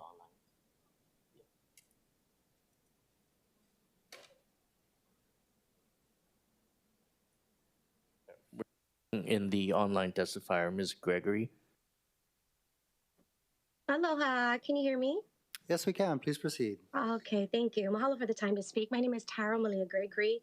I live and work in Mauna Lua, Hawaii Kai. I'm the daughter of Kanaka parents, and I simply would like them just to be priced back into the community that they were born and raised. My dad is 100% disabled Vietnam veteran, and as his future caretaker, I'm doing everything I can to keep our ohana stable and rooted here. I know, I just want to share a story that happened the other day. They're actually visiting me from the mainland right now. I live here, and they stay with me in the house that I rent. We went to church the other morning, And I just wanted to share that I didn't know how much it really hit home for my dad as we sat there. We were taking communion together, and he just started crying. I've only seen my dad cry 4 times ever in my life, and I'm in my 40s. And I asked him why, and he just didn't think he had much time left, and he would like to be priced back in. So my stance is simple, just to let Hawaiians and local residents who own property afford their mortgage by renting out a portion of their income for their income. And that small rental can mean the difference between keeping a home or making plans for an entire ohana to be back on the aina. So mahalo for the time to speak. Thank you. Is there anybody else who'd like to testify? Please proceed. Can you state your name for the record?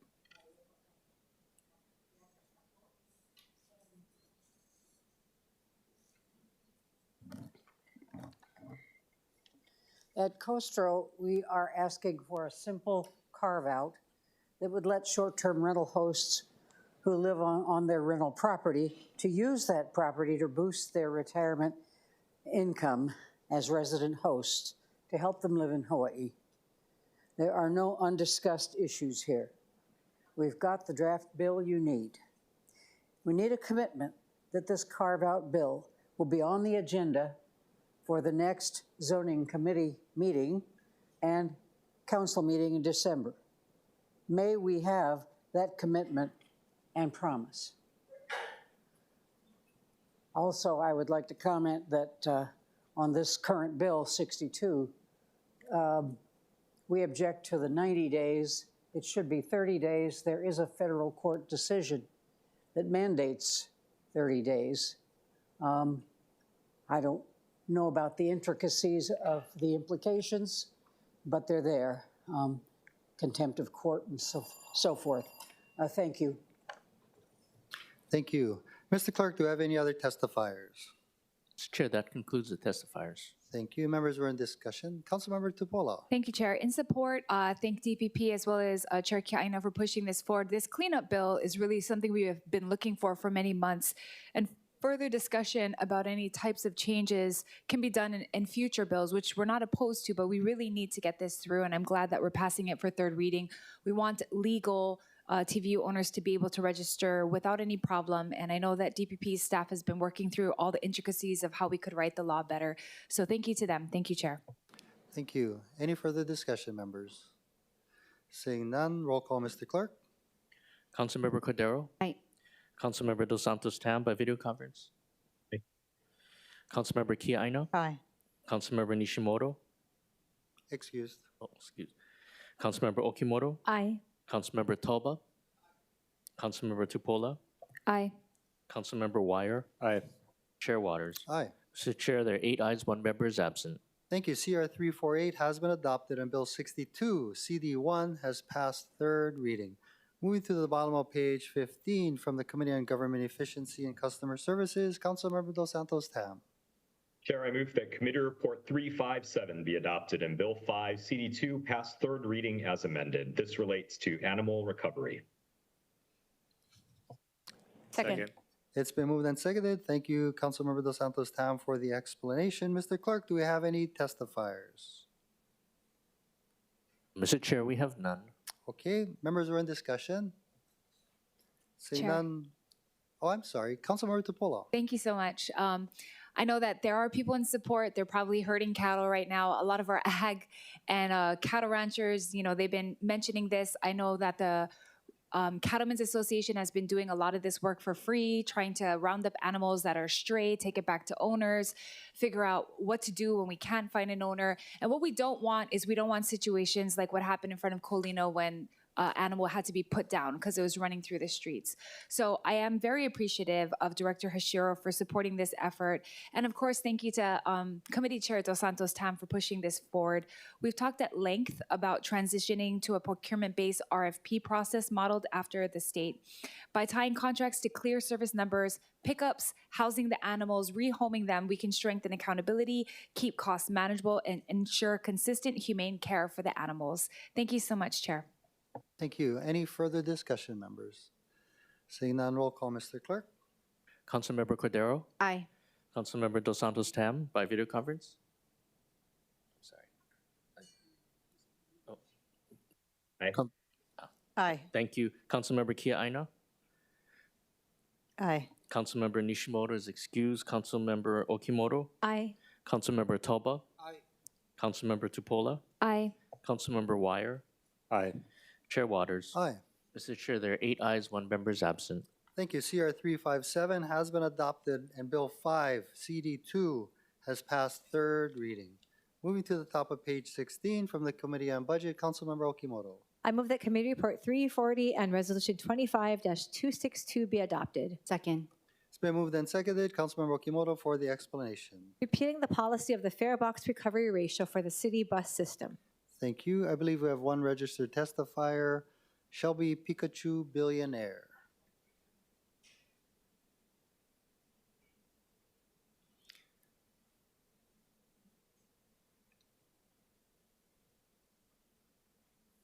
Mr. Chair, the testifier is not responding. Thank you. Are there any other testifiers? Mr. Chair, we also have a Dylan Armstrong also registered by video conference. Dylan Armstrong, are you available? I see. I am available. Thank you very much, Chair Waters. I stand on my testimony. Thank you so much. Anybody else wishing to testify on this matter? Seeing none, members are in discussion. Seeing none, any objections or reservations? Noting no objections or reservations, CR-340 and Resolution 25-262 has been adopted. Councilmember Okimoto. I move that Committee Report 341 and Resolution 25-284 be adopted. Second. It's been moved and seconded. Councilmember Okimoto for the explanation. Approving collective bargaining cost items for the State of Hawaii Organization of Police Officers, Bargaining Unit 12, included, excluded, and excluded managerial employees of the City and County of Honolulu. Thank you. Mr. Clerk, do we have any testifiers? Mr. Chair, yes, we have one registered testifier by video conference. Please proceed. That'll be Mr. Billionaire. That was Shelby Pikachu, billionaire. Yes, Mr. Chair, but he's not responding. Not responding. Okay. Is there anybody else who'd like to? Wait, I'm here. Okay, please proceed. 25264. Let me check my notes. This is about the 284. bus? This is for the raises for police officers. Oh, police officers, I support this, approve this 100%. A lot of stuff is going down. The police commissioner stuff is going on. We have to support the boys in blue, but there is corruption. It's not all perfect. We know that's perfectly clear. And I want to bring up the issue in case we don't like any of the people, because I'm looking at the Honolulu Charter, because I know the cops are going to be talking about this too. And I support the endeavor. But if we don't like the mayor or the city council, according to your new charter, page 111, we can remove the mayor or city council member on 10% of the votes of the last voter registration. So that's less than 861 people. So I want everyone to be pono, be transparent, and make sure we can get stuff done. Thank you very much. Aloha. Thank you. Mr. Clerk, do we have any other testifiers? Mr. Chair, that concludes the testifiers. Thank you. Members are in discussion. Seeing none, any objections or reservations? Noting no objections or reservations, CR-341 and Resolution 25-284 has been adopted. Thank you to our men and women in blue. Moving to the top of page 17, Councilmember Okimoto. I move that Committee Report 342 and Resolution 25-285 be adopted. Second. It's been moved and seconded. Councilmember Okimoto for the explanation. Relating to the transfer of funds. Thank you. Oh, we do have a transfer of funds on today. Mr. Clark, do we have any testifiers? Mr. Chair, we have none. Okay. We are in discussion. Seeing none, any objections or reservations? Noting no objections or reservations, CR-342 and Resolution 25-285 has been adopted. Councilmember Okimoto. I move that Committee Report 343 and Resolution 25-287 CD1 as amended be adopted. Second. Been moved and seconded. Councilmember Okimoto for the explanation. Relating to the transfer of funds. Another transfer of funds. Thank you. Mr. Clerk, do we have any testifiers? Mr. Chair, we have none. Thank you. Any discussion, members? Councilmember Tupola. Yeah, just wanted to stay in support. This one is for DPR. Their MSS crew is doing wonders. I think that the way that they move in regards to repairs is something that we've really needed. So thank you to them. I can't thank them enough for being able to do some of the small things that would have took us a long time. So keep up the good work. Thank you, DPR.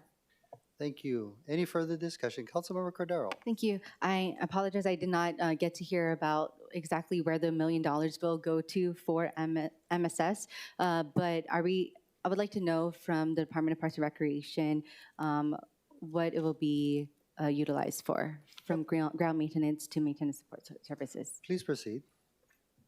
Aloha, welcome. Hi, Deputy Director. Welcome back. So I know that it's $1 million, and I know that the ground maintenance and maintenance support staff work hand in hand. So I just wanted to know where exactly the funds will be utilized and what we are taking the $1 million away from in ground maintenance as well.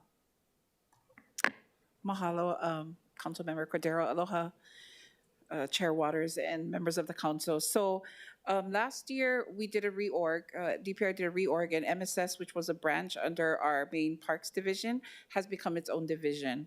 And so that branch did have a budget, and then we had the ground maintenance budget as well. But I guess we're kind of cleaning things up. So a lot of that budget, I think about $740,000 were for projects like court resurfacing and thing, which is those kinds of projects which are typically done by MSS. This is also helpful because we are feeling the loss of ARPA funds, some of the city council ads, CDBG funds. So we're just moving it from under PMRS, which is where MSS formerly sat, to MSS now as a division. Thank you, that's great to know, and I look forward to seeing how that will be reallocated in the proposed budget in March. Thank you. Thank you. Any follow-up questions with Parks and Recreation? Seeing none, thank you so much. Any further discussion, members? Seeing none, any objections or reservations? Noting no objections or reservations, CR-343 and Resolution 25-287 CD1 has been adopted. Turning to page 18 from the Committee on International and Legal Affairs, Councilmember Nishimoto. Thank you. I move that Committee Report 344 and Resolution 25-291 be adopted. Second.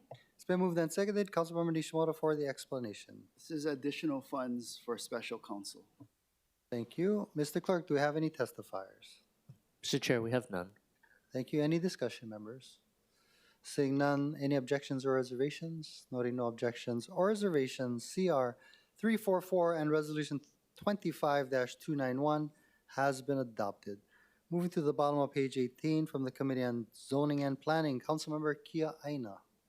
I move that Committee Report 349 and Resolution 25-253 CD1 is amended be adopted.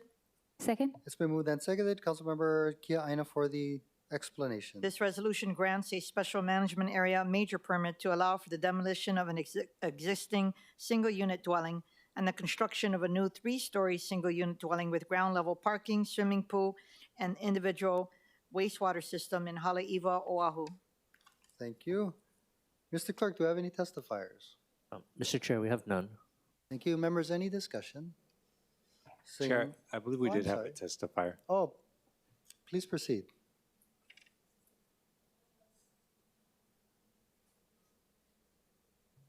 Aloha.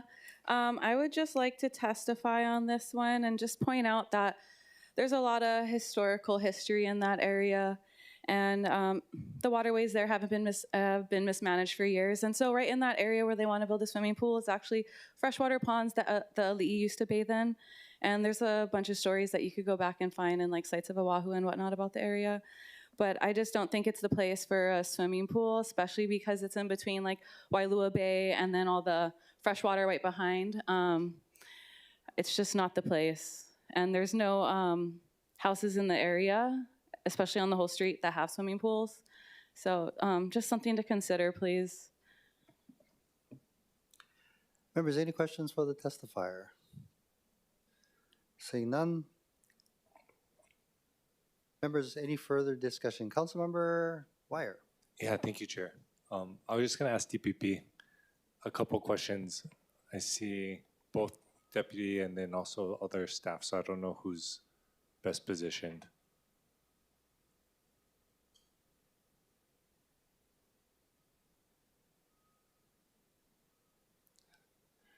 Mahalo, Liz. I'll let you do intros. I just, and then while you're coming up, wanted to just see if you had any comment on the swimming pool, because I think that's a really good point to talk through. And then just wanted to reaffirm that there was a public hearing for this matter. I believe it was in July. Confirm that there's no opposition to that, and then confirm that the neighborhood board didn't have any opposition. And then maybe if you could just respond to the testimony that came up.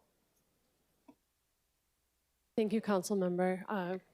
Good morning, Chair and Council members. I'm Elizabeth Krieger, Planning and Permitting. I'm sorry, Councilmember, are we talking about Resolution 25-253?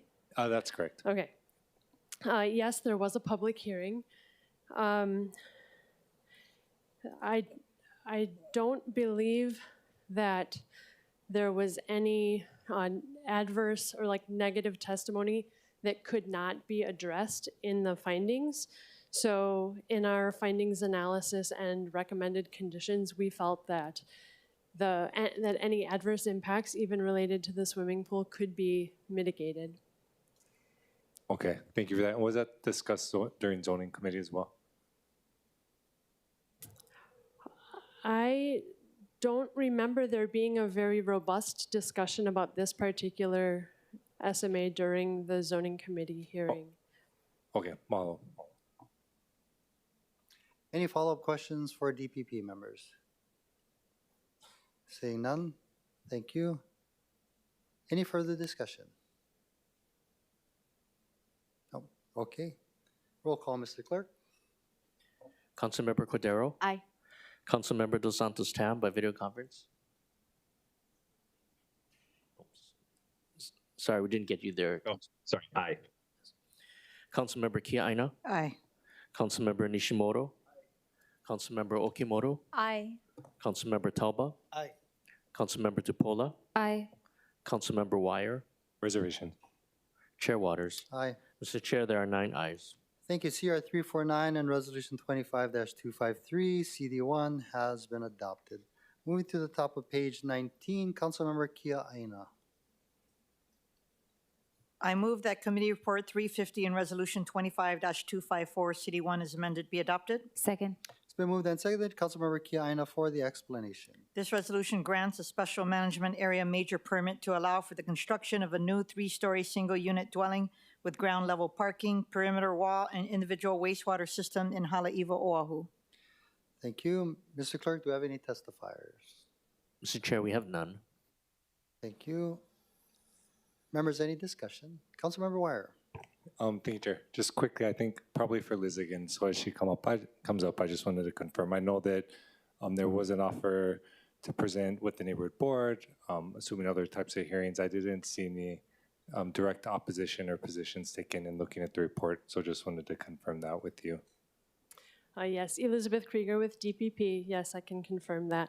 Okay. Also, I mean, it's maybe a little too late, but I was just informed that actually the neighborhood board on the previous one declined the presentation or didn't give them the opportunity within 60 days. Okay, follow for that clarification. Thank you. Thank you, Chair. Thank you. Any further discussion, members? Councilmember Kia Aina. Chair, given the previous dialogue and also that this project is in Haleiwa as well, I guess I just want to say that for community members who are concerned about any aspects of any SMA project, especially on the North Shore, because I think more than 50% of the SMAs that we get before zoning is within within the North Shore. There are various ways to opine. You don't need to wait for the neighborhood board, but you have the neighborhood board process. You have the public hearing process by DPP. You have the zoning hearing process, and then now. I would like to recommend to all of my colleagues to look at the agenda to find out if a project is in your district, whether you're a member or not, and let us know if we have concerns, because we have a lot of SMA projects that we got to get through the process. And so I just wanted to say that the public has various opportunities to opine. I take to heart the mana'o that was shared earlier, but I think moving forward, because so many are on the North Shore, they might want to create a separate hui for people who watch, not just the neighborhood board because they're plenty busy, but for people who care deeply about what's going on the North Shore, they might want to form a hui to watch all SMA projects moving forward. Thank you. Thank you. Any further discussion, members? Seeing none, roll call, Mr. Clerk. Councilmember Cordero? Aye. Councilmember Dos Santos Tam by video conference? Aye. Councilmember Kia Aina? Aye. Councilmember Nishimoto? Councilmember Okimoto? Aye. Councilmember Talbot? Aye. Councilmember Tupola? Aye. Councilmember Wire? Aye. Chair Waters? Aye. Mr. Chair, there are 9 ayes. Thank you. CR-350 and Resolution 25-254, CD1 has been adopted. Councilmember Kia Aina. I move that Committee Report 351 and Resolution 25-260 CD1 as amended be adopted. Second? It's been moved and seconded. Councilmember Kia Aina for the explanation. This grants a special management area major permit to allow for the construction of a new two-story single-unit dwelling with 2 attached garages, auto court, swimming pool, and spa, and associated improvements in Wailai, Kahala, Oahu. Thank you. Mr. Clerk, do we have any testifiers? Mr. Chair, we have none. Thank you. Any discussion, members? Seeing none, roll call, Mr. Clerk. Councilmember Cordero? Aye. Councilmember Dos Santos Tam by video conference? Aye. Councilmember Kia Aina? Aye.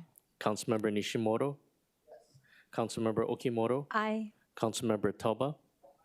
Councilmember Tupola? Aye. Councilmember Wire? Aye.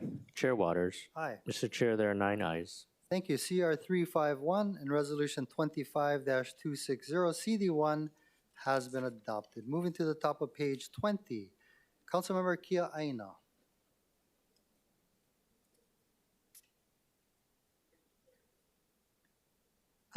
I move that Committee Report 352 and Resolution 25261 CD1 as amended be adopted. Second? It's been moved and seconded. Councilmember Kia Aina for the explanation. This amends Resolution 18245 CD1 FD1 as amended by Resolution 21-115 CD1 and as further amended by Resolution 23-253 CD1 to further extend the deadline to obtain a development permit for a rural community commercial center and associated improvements in Pupukea, Oahu. Thank you. Mr. Clerk, do we have any testifiers? I believe we have Denise Antolini. Aloha, welcome. Aloha, good morning. My name is Denise Antolini. This morning I'm testifying on behalf of the Save Sharks Cove Coalition. We have provided comments on the resolution, and we are really very encouraged by the administration's progress in closing a deal with the landowner. And that's why we're really trying to do everything we can to support that. I want to compliment the landowner and the administration for listening to the community. We are very concerned about the safety of our community. The First Responder Center will be a huge help. So full speed ahead, everybody's on the same page. And thank you very much to everybody who's working very hard to make this happen, including, let me point out, City Council, mahalo, you passed the budget, you're doing everything you can to support. So thank you. Aloha. Thank you. Mr. Clerk, do we have any other testifiers? Mr. Chair, that concludes the testifiers. Thank you. Members, any discussion? Seeing none, any objections or reservations? Noting no objections or reservations, CR-352 and Resolution 25-261, CD1 has been adopted. Councilmember Kia Aina. I move that Committee Report 353 and Resolution 25-269 CD1 as amended be adopted. Second? It's been moved and seconded. Councilmember Kia Aina for the explanation. This grants a special management area major permit to allow for the demolition of an existing commercial building and the construction of a new bank branch facility that includes commercial spaces in Hawaii Kai, Oahu. Thank you. Mr. Clerk, do we have any testifiers? Mr. Chair, one testifier, Robert Domingo, by video conference. Okay, please proceed. Hi, Robert Domingo, the project architect for the project. I support it, and I'm available if there were comments. Thank you. Thank you, Mr. Domingo. Any questions for the architect? Seeing none. Mr. Clerk, do we have any other testifiers? Mr. Chair, that concludes the testifiers. Thank you. Any discussion, members? Seeing none, roll call, Mr. Clerk. Councilmember Cordero? Aye. Councilmember Dos Santos Tam by video conference? Aye. Councilmember Kia Aina, Aye. Councilmember Nishimoto, Councilmember Okimoto, Aye. Councilmember Talba, Aye. Councilmember Tupola, Aye. Councilmember Wire, Aye. Chair Waters. Aye. Mr. Chair, there are 9 ayes. Thank you. CR-353 and Resolution 25-269, CD1, has been adopted. Turning to the top of page 21, Councilmember Kia Aina. I move that Committee Report 354 and Resolution 25-288 be adopted. Second? It's been moved and seconded. Councilmember Kia Aina for the explanation. This resolution amends Resolution 18248 CD1 FD1 to modify the affordable housing requirements for the Sky Ala Moana Interim Plan Development Transit Project. Thank you. Mr. Clerk, do we have any testifiers? Mr. Chair, we have none. Thank you. Any discussion, members? Councilmember Tupola. Thank you, Chair. Resolution 25288 is a very practical response to today's housing market. It allows unsold affordable units at Sky Ala Moana to be rented at the 80% AMI until they are sold, keeping them in use rather than sitting empty. Without this, more than 50 current renters could be forced out when temporary allowances expire in 2017, which prevents displacement and keeps local families housed. Importantly, long-term affordability remains intact. The 30-10-year periods begin once units are sold. This simply gives us flexibility so units actually serve the community now while preserving their long-term value. At a time of housing need, we shouldn't allow these to sit vacant, and so I'm very grateful that we're passing this resolution today. Thank you, Chair. Thank you. Any further discussion? Seeing none. Any objections or reservations? Noting no objections or reservations, CR-354 and Resolution 25-288 has been adopted. Moving to the bottom of page 21 from the Committee on Public Safety and the Economy, Councilmember Tolba. I move that Committee Report 355 and Resolution 25-257 CD1 as amended be adopted. Second. It's been moved and seconded. Councilmember Tolba for the explanation. Authorizing the use of overt video monitoring in the City and County of Honolulu to prevent and deter general criminal activity and achieving the legitimate law enforcement objective and legitimate public purpose of ensuring a safe and secure 2025 Honolulu Marathon event. Thank you. Mr. Clerk, do we have any testifiers? Mr. Chair, we have none. Thank you. Any discussion, members?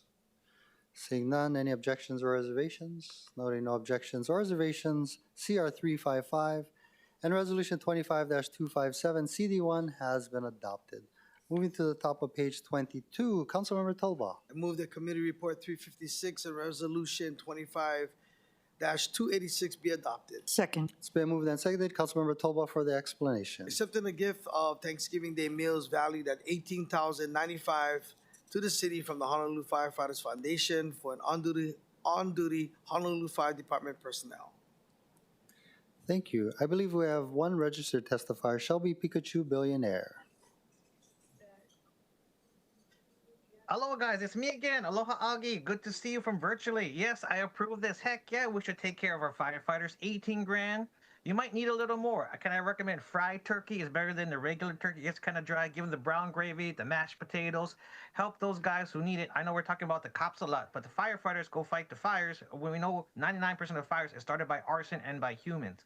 So I support this resolution, and I support the firefighters. Chihu, yeah you. Invite me to the party. Thanks. Happy Thanksgiving, everybody. Gobble, gobble. Thank you. Mr. Clerk, do we have any other testifiers? Mr. Chair, that concludes the testifiers. Thank you. Members, any discussion? Seeing none, any objections or reservations? Noting no objections or reservations, CR-356 and Resolution 25-286 has been adopted. Moving to the top of page 23, Vice Chair Tupola. I move that Resolution 25282 be adopted. Oh, Second. Sorry, can I start again? Yes, please. I move that the balance of committee reports be adopted. Second. It's been moved and seconded. Vice Chair Tupola for the explanation. ILACR-345 Request for authorization to settle lawsuit against the City and County of Honolulu entitled Anita K. Lorinc versus City and County of Honolulu et al. Civil number 22 CV 00200. ILA Committee Report 346 Request for authorization to settle a lawsuit against the City and County of Honolulu entitled Paula Jones et al. Versus Enterprise Rent-A-Car et al. Civil number 1 CCV 24001499 SMK. Thank you. Mr. Clerk, do we have any testifiers? Mr. Chair, we have none. Thank you, members. We're in discussion. Councilmember Kia Aina. Thank you, Chair. I'd like to just have reservations for Committee Report 345.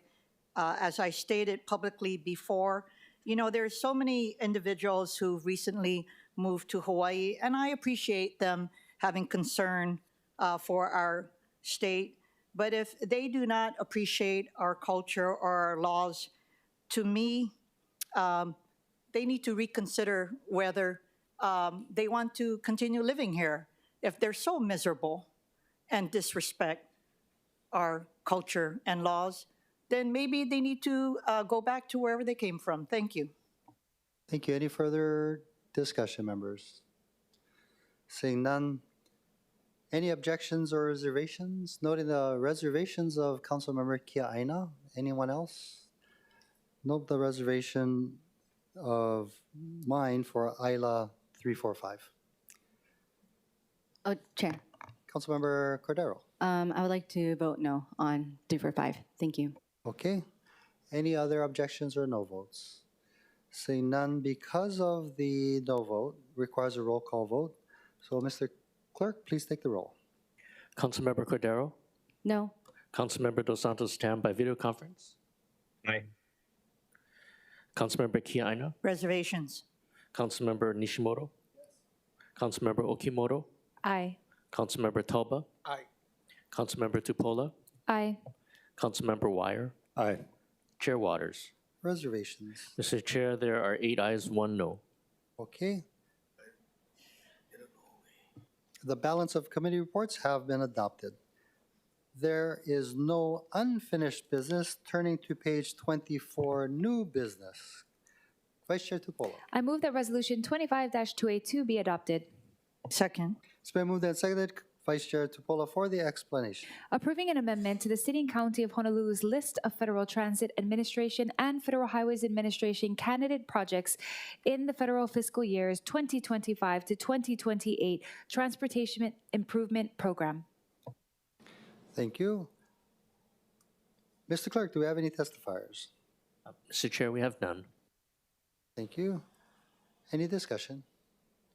Seeing none, any objections or reservations? Noting no objections or reservations, Resolution 25-282 has been adopted. Vice Chair Tupola. I move that Resolution 25-300 be adopted. Second. It's been moved and seconded. Vice Chair Tupola for the explanation. Accepting a gift of airfare, lodging, and meals valued at $2,039 to the city from National Association of Counties Opioid Solutions Leadership Network for Councilmember Tyler Dos Santos Tam to attend the National Association of Counties Opioid Solutions Leadership Network Ambassadors Capstone event in Washington, D.C. from November 5th through the 7th, 2025. Thank you. Mr. Clerk, do we have any testifiers? Mr. Chair, we have none.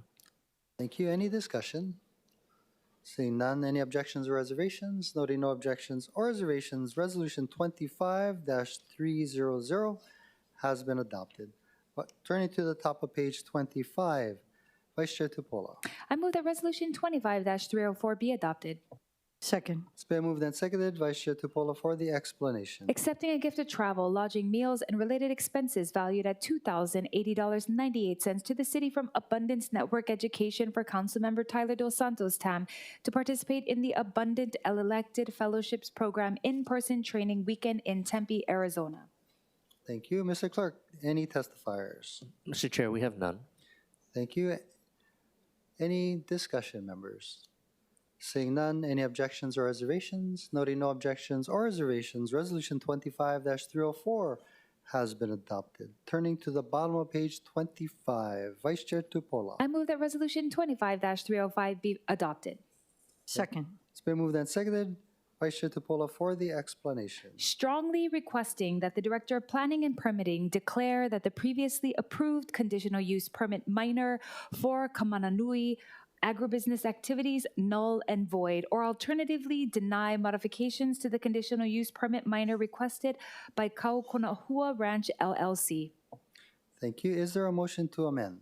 I move that Resolution 25-305 be amended to the hand-carried feed FD1 OCS 2025-0878/11/4/2025 8:58 a.m. Second. It's been moved and seconded. Councilmember Kiana for the explanation of the amendment. This technical amendment amends the title of the resolution. There was a simple typo in the word activities. Thank you. Thank you. Mr. Clerk, do we have any testifiers as to the amendment? Just the amendment, correcting the typo. Sorry, we just have a general list for the measure itself. I'm sorry, no? Yeah, we just have a general list of testifiers for the Yeah, but just on the measure. amendment. Anybody in the audience or remotely who wants to testify on changing the typo? Mr. Chair, I see one hand raised remotely. Okay, please proceed.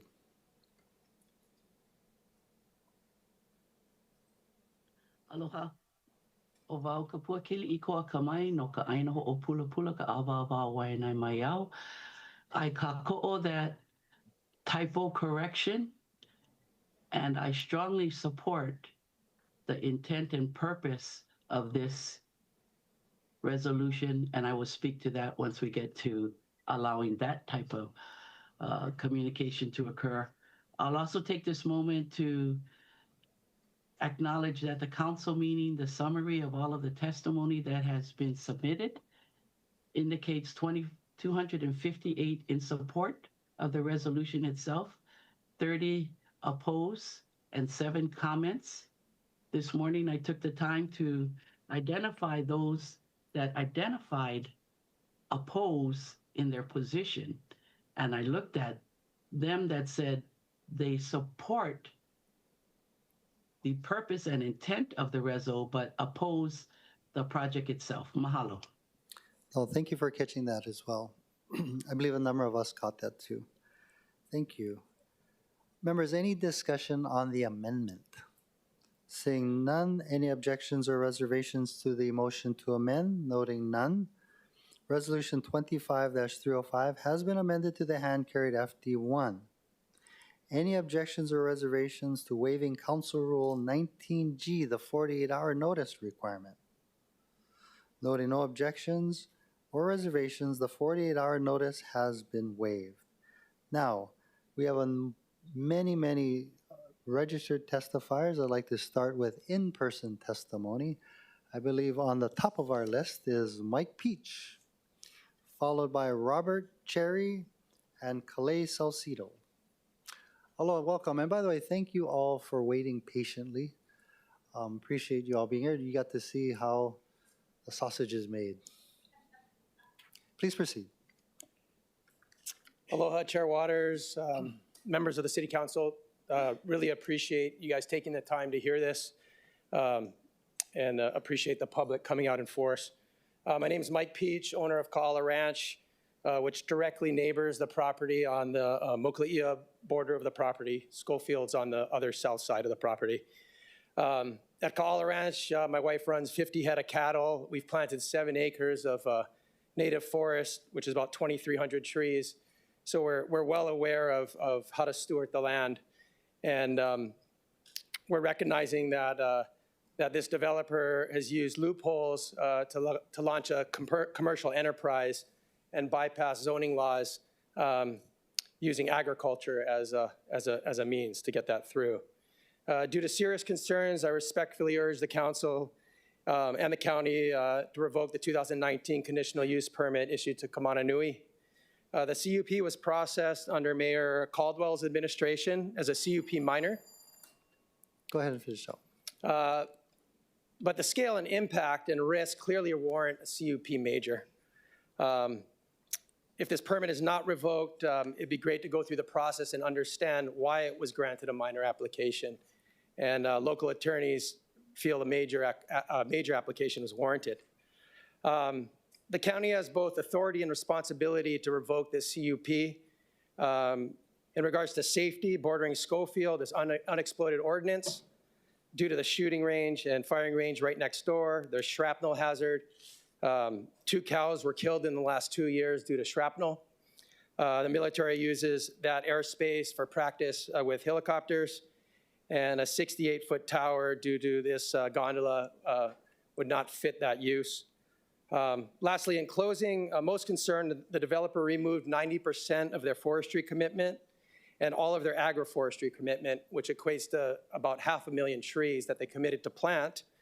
And DPP's 2019 approval was contingent on the developer performing those acts.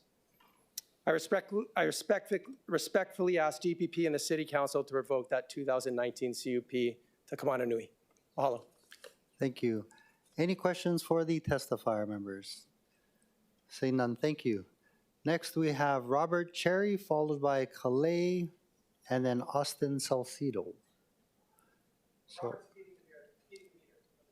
okay, we can come back to Mr. Cherry. Calais Salcido?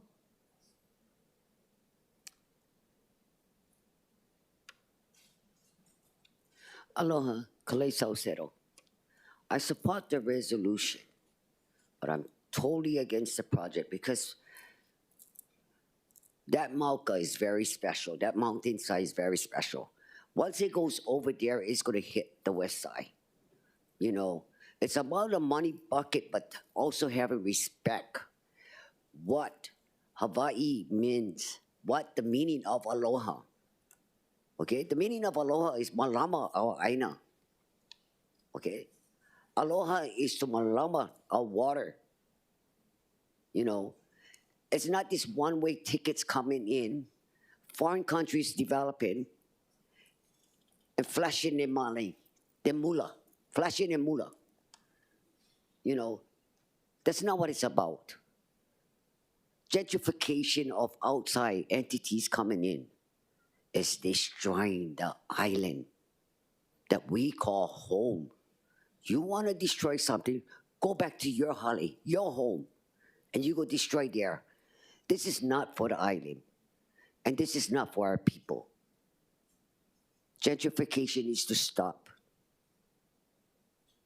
I'm asking you folks to look deep inside. When you folks first fell in love with your place where you wanted to build your home from the bottom up, a home to lay your head, not to turn around and price out our agriculture landowners, but we're trying to be self-sustainable on the island. It sounds so big and dandy, but you know what? It's not for Hawaii. It's not for Hawaii. Think about it. We need to stop it.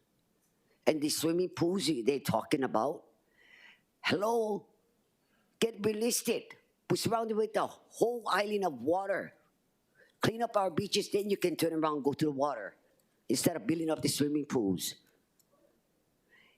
And your sewage, come on, you injecting sewage waters into our lands.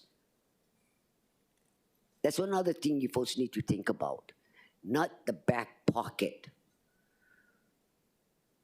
This is very upsetting and disgusting that we have to fight and trying to keep our home and continue showing our aloha. Aloha is not happening right now. Aloha does not mean resilient. If you want resilient, catch the airplane, go to New York, and then you'll see resilient. You have to work together. Enough is enough. I support the resolution, but I do not support an outside entity coming to our islands and try to tell us how to live and aloha. You ain't got no aloha. Go back. That's all I have to say. Mahalo. Thank you. Next, we have Austin Salcido. Aloha City Council. I agree. And just to echo what my wife has been saying, we support this resolution because it's be gentrified in our area. Mount Ka'ala, this is only one half. We're on the other side of Mount Ka'ala. This is our watershed, the highest peak of this island. Gentrification will destroy the landscape, historic, geological significance on that side. Both sides of Mount Ka'ala was community back in the days. That's historical preservation areas and needs to be protected, untouched by human hands. Gentrifying this will never stop. Gentrification will continue to be building up It'll destroy our area. And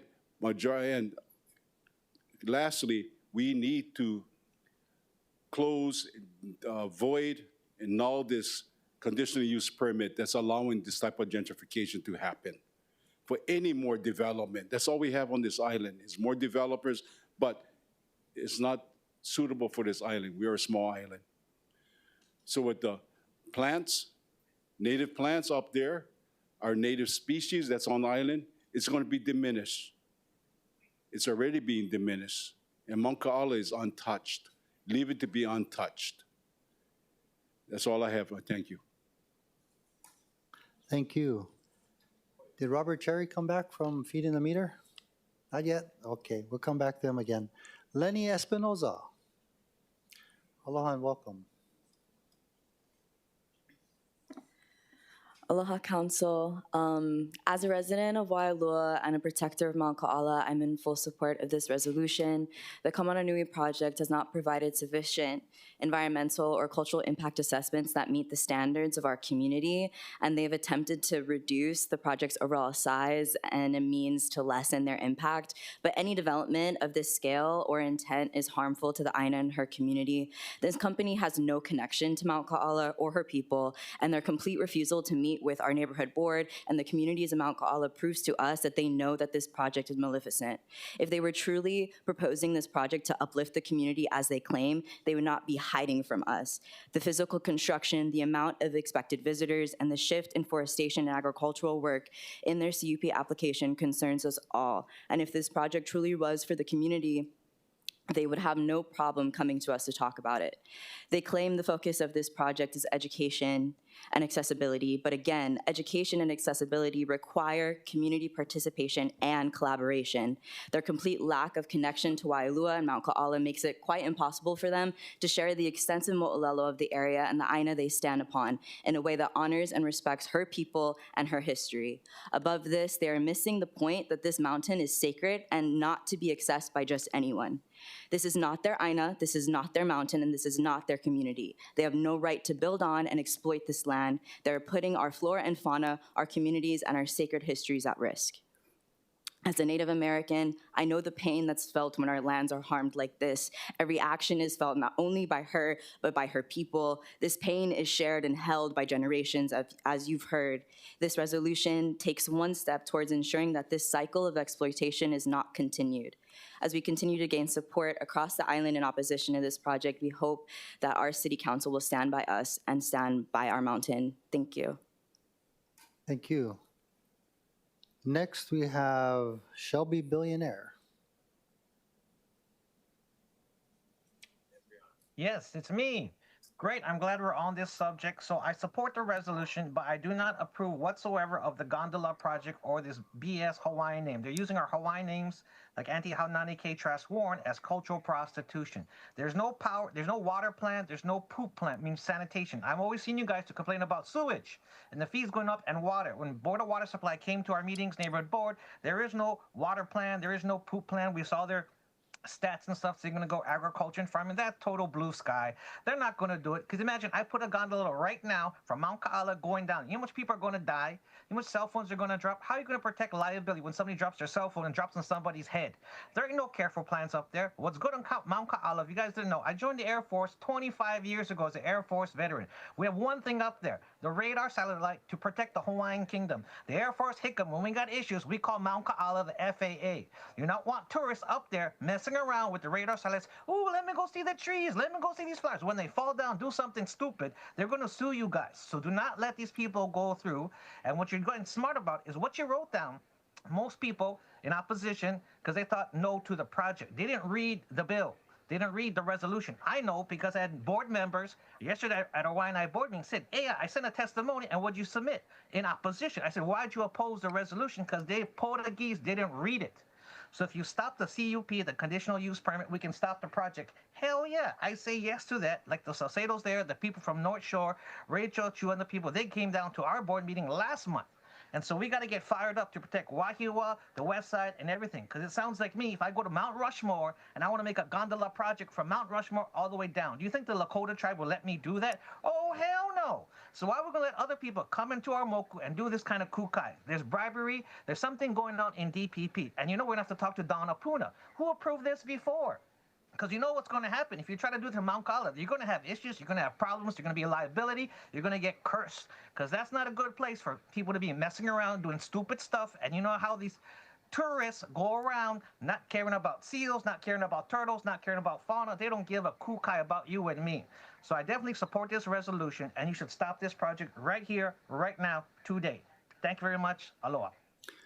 Thank you. Next, we have Larry McElhaney. Mr. Chair, the testifier is not logged on. Okay. Kathleen Pahinui. Aloha, welcome. Aloha, council members, council chair. First of all, mahalo to you, council members and council chair, for the courage to support this resolution for the protection of Mount Ka'ala. So thank you for that. We're very grateful. Just some really quick points. I'm here today. I'm not just repping the North Shore Neighborhood Board as their chair. I'm also repping 7 other neighborhood boards today that have stood in solidarity with us. Diamond Head, Waimanalo, Waianae, Nanakuli, Mililani, Mauka, and Wahiwa all stand in solidarity with us. So this is not a North Shore NIMBY action. This is an action that everyone across this island understands. What happens here could happen in your backyard. So thank you for that. We fact check everything. So when they say, oh, we've gotten OHA's approval, oh, we've talked to the Army, we've talked to this person. Mike Peach, our good neighbor, and Mike Peach is our friend, he supports us. Guess what? We actually are smart enough to go and talk to these people. And guess what? They say, we've never heard from them. We don't know what you're talking about. So when you read his 4-page testimony today, you keep that in mind, what they're saying is true or not. The owner owns an activities adventure company in Whistler. He is not a farmer. He is not an expert in Hawaiian history or culture. How dare they stand up there saying, oh, we're gonna bring these people in. I did not see one Hawaiian in those pictures in the Sunday paper. Who's his team? I don't see anybody. So true agritourism is small. You come to the North Shore, you go to the Plumeria Farm, small, 20 vans, 20 people vans. The Waialua Coffee Company, same thing. 1,600 people a day are doe plantation numbers. So you tell me what the activity, what the focus of that property is. It is not agriculture. Finally, no community outreach. Thank you, Lenny, for that. Twice we invited him to community meetings. Oh, we can't make it, we're not ready. But boy, they were sure ready to put in their CUP minor modification right after we invited him to our meetings. When I went up there in January 2019 to check it out, they had already been working on their 2019 CUP minor. They never told us that. And I was up there with former Councilmember Suniyoshi. So their bogus talk about community outreach and we'll reach out to you guys when it feels safe. I'm sorry, we're nice people. We treated them very politely when they came the very first time to share ideas with us. And finally, this project is heva, and I cannot stress that enough. It is absolutely ridiculous that we need Disney-style rides in our community. Doe Plantation has to come to us every time they make a change on their tourism activities. Kualoa Ranch has to go to Kahalu Neighborhood Board every time they want to make a change. So how dare they act as if, well, you guys need more of this. They say 200 jobs. We have businesses in Haleiwa that are closing because they cannot find people to work for them. So we don't need jobs of that ilk, low paying, part-time, because we all know that's exactly what they're going to do. We're Oahu, we're beautiful, we have beaches, we have the best everything. Why do we have to change to appeal to the tourists and change what we do on this island to make things better? Heva, that's all I have to say, and thank you for your courage. Mahalo. Thank you. Next, we have Rex Dubiel Shanahan.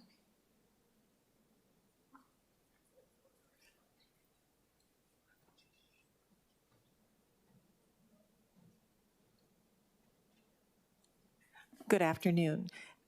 Thank you, Council Chair, Esther Kiaina for introducing the resolution, and all of the council members, hopefully, who will support it. I'm a teacher at Sunset Beach Elementary School. I took a personal day, and I've taught third grade there for 38 years. I've lived on the North Shore for 51 years. I jokingly say BC, before cable. I love my community. I'm really active. I'm with the Outdoor Circle. I'm in charge of the bike path that runs along the beach roads. And I just want you to really take to heart the passion and the love that's coming from all these people that are testifying. I completely agree with all of them.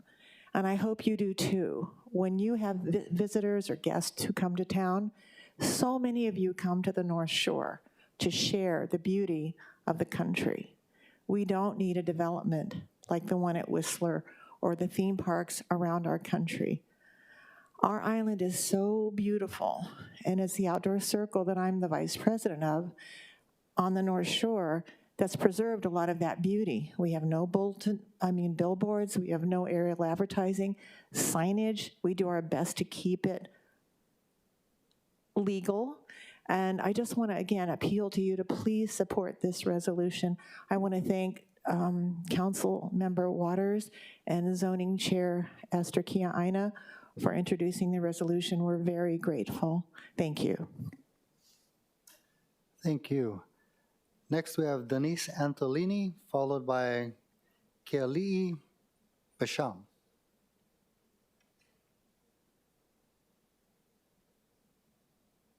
Aloha, good morning. Denise Antolini, resident of the North Shore. Three things. First, I want to echo the mahalo to Council Chair, Vice Chair, and also to our council member. You all are working very hard on an important issue to the North Shore community, and in my view, all of these efforts really complement what the community is also doing. So thank you for working together. I also want to thank DPP. This is a lot of work on DPP's shoulders right now. They're intaking all this community input and requests that are quite serious for revocation and reconsideration. And we know they're taking that very seriously. So thank you to the director and her staff. Also, huge mahalo to everybody who testified. It's very clear, as Chair pointed out, when you read the testimony, those who have opposed actually support the resolution. So obviously when you read it, in fact, oddly enough, the developer also put in testimony that supports the resolution, which is very strange. Let's just say people were a little confused, but so you can count that as a support, I guess. But in any event, the testimony is very overwhelming in a short period of time, which I think means you've really kind of hit the target in terms of introducing this and allowing public testimony. One more comment on testimony before I get to my kind of more legal structure, which is the U.S. Army Garrison sent in testimony to all of you individually, and then it was also uploaded to the public portal. I think you have that. It's very powerful. I understand they're going to be detailing that further on Friday. But if you read the Army's testimony, it's pretty shocking in terms of how the considerations that the Army raises in terms of public safety have not been fully considered. So I urge you to carefully review that. My last point is really on more legal one, and it is 3 R's: revoke, reconsider, and reject. So in my comments to DPP, which were requested by October 23rd, I laid out the basis for revocation, which the resolution embraces, reconsideration, but also rejection. So revoke the original permit because they haven't met the conditions, as the resolution says. Reconsider on the basis of a petition, which I would hope that this resolution be considered actually a petition to reconsider. And third, reject the modification. There's no way that this is a minor. It's a Trojan horse. So in conclusion, we're grateful for everybody working together. This is a pretty shocking development, and you're seeing the community, the council, and we hope the administration come together. Mahalo. Thank you. Next, we have Kelly Basham. Mr. Chair, the testifier is not logged on. Okay. Charles Hunter, followed by Natalie McKinney. Hello, welcome. Hi. Good afternoon, Council. Thank you, Chair Waters, for putting the resolution forward. I strongly support the resolution, and I strongly oppose this development. If you look at the group that is proposing this project, you know, they're from Washington, Canada. You look at their backgrounds, what they've done, the projects on their own websites, to their, you know, their own words. They are resort developers. And this is a project that has been put forward as an agricultural one, and it is not. You know, this is, as others have said, a Disneyland project. They are not going to be using the gondolas to transport cattle or tools, right? It's not an agricultural use. The department, however the original CUP happened, needs to recognize that it should not have and needs to take action to change it. So I also submitted written testimony that's detailed. I just wanted to come down and thank the council. Hello. Thank you. Next, we have Natalie McKinney. Mr. Chair, the testifier is not logged on. Okay. Pedro Quintino. Hi, good afternoon. Hello, welcome. Please proceed. Yes. The reason I signed in for oral testimony because I was one of the persons that got confused and voted wrong. So I support this bill and I oppose this project on the mountain. And I've been going to the meeting since the beginning. And to be honest, I don't remember they showing up ever or showing any sign of intention to talk to us. I'm gonna just be quick as a farmer because I farm right by Mount Kaala, and look at their planning. I do a lot of production plan from my own farm, and I can see they're not putting effort or even to keep the responsibilities they assume of planting trees, where the sewage go, all those things. They're not even started, and they just want more and more and more and more. Okay, so we already have a hard time getting access to produce food in the land. There's a lot of people that have access to ag land and don't produce, and now we had a few cases where they're complaining about dust, chicken manure smell, and I have a couple of friends that lost leases because of that. And for me, it makes no sense. We'll not be able to produce food for people like this doing a Disneyland project. You know, I have 2 kids here. I actually put them to nap right now. I had a leak on my roof. I stopped everything to come here just to be part of this. So please take consideration for our community, for all of us. We count on your help, okay? Thank you. Thank you, sir. Next, we have Malia Augustin, followed by Raquel Achiu.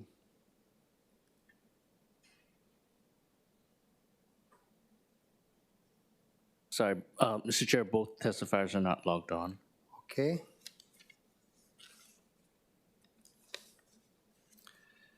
Is Brent? Oh, different measure. That's all I have for registered voters. Registered testifiers. Now I'd like to open it up to members of the public who haven't registered. So please come forward.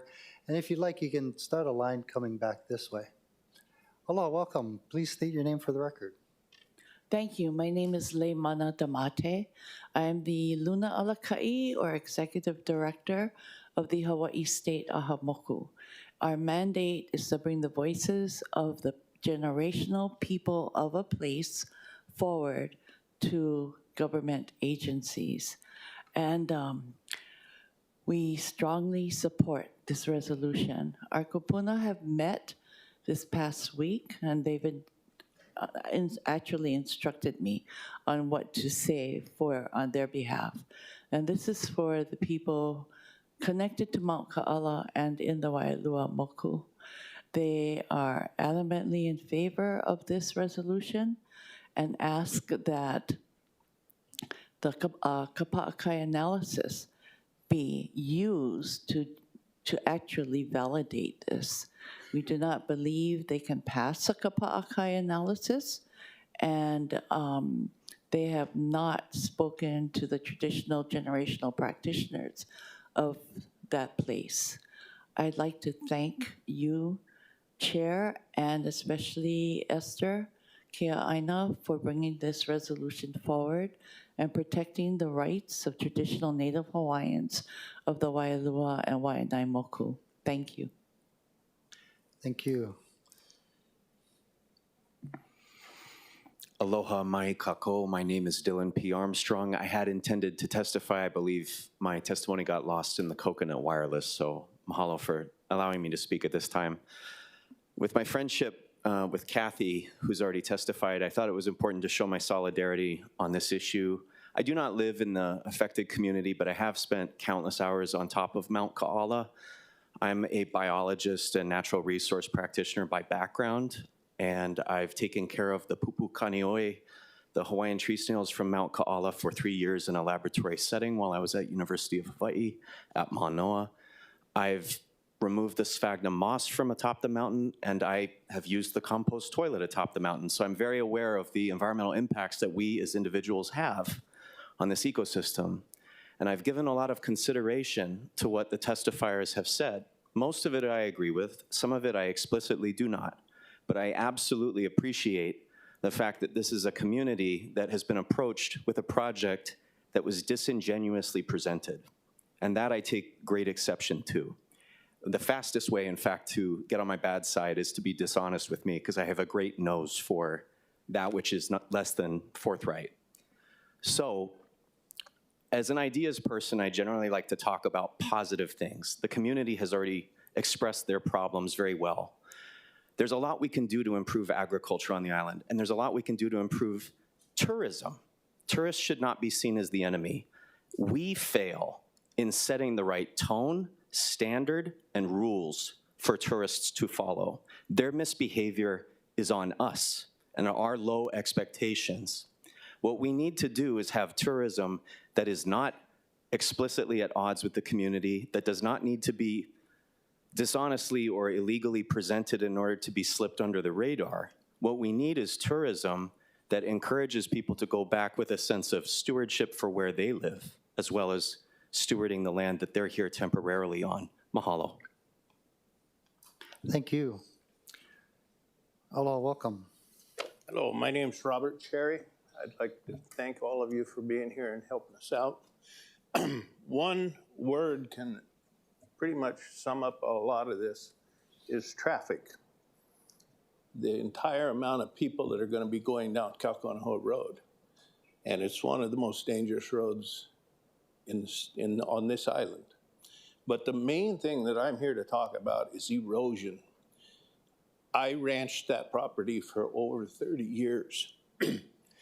And I can tell you right now that mountain bikes, motorcycles, four-wheelers, crisscrossing all over that mountainside creates gullies for water to run down. And all that muddy water ends up in the river right below it and out to Kaiaka Bay. And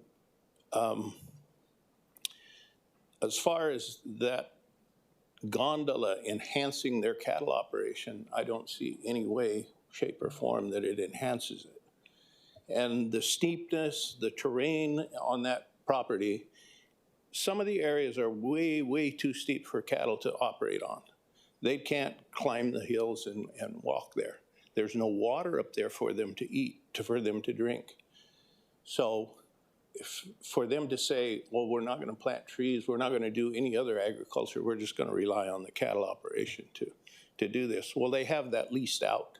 They're not doing it themselves. And just for everyone's information here, you're considered a small town hick government that he doesn't like to deal with. Those were words right out of his mouth. I thank you very much. Thank you, Mr. Cherry. Aloha, welcome. Aloha, my name is Joel Centeo. As a local resident and member of the North Shore community, I'm in full support of this resolution and strongly oppose the proposed gondola project. My family lives on an agricultural lot directly across from where this development is planned. It's clear that this international developer has no genuine intention of engaging in agriculture. Their main goal is profit, from this gondola project, not caring for or cultivating the land. This project would destroy the natural beauty of Mount Ka'ala and the surrounding areas just to fill their pockets. Our agricultural and preservation lands need to remain exactly that, preserved and used to support local families and our island sustainability. As a farmer in Hawaii, I understand how challenging it can be to keep our farms running. Agro-tourism can be an important part of helping working farms stay in business, but it should be in addition to real agriculture, not a replacement for it. The intent of agro-tourism is to support active farms, not to disguise commercial developments with minimal agricultural activity just to meet requirements. Please protect our agricultural lands and community by supporting this resolution and rejecting the gondola project. Mahalo. Thank you. Would anybody else like to testify?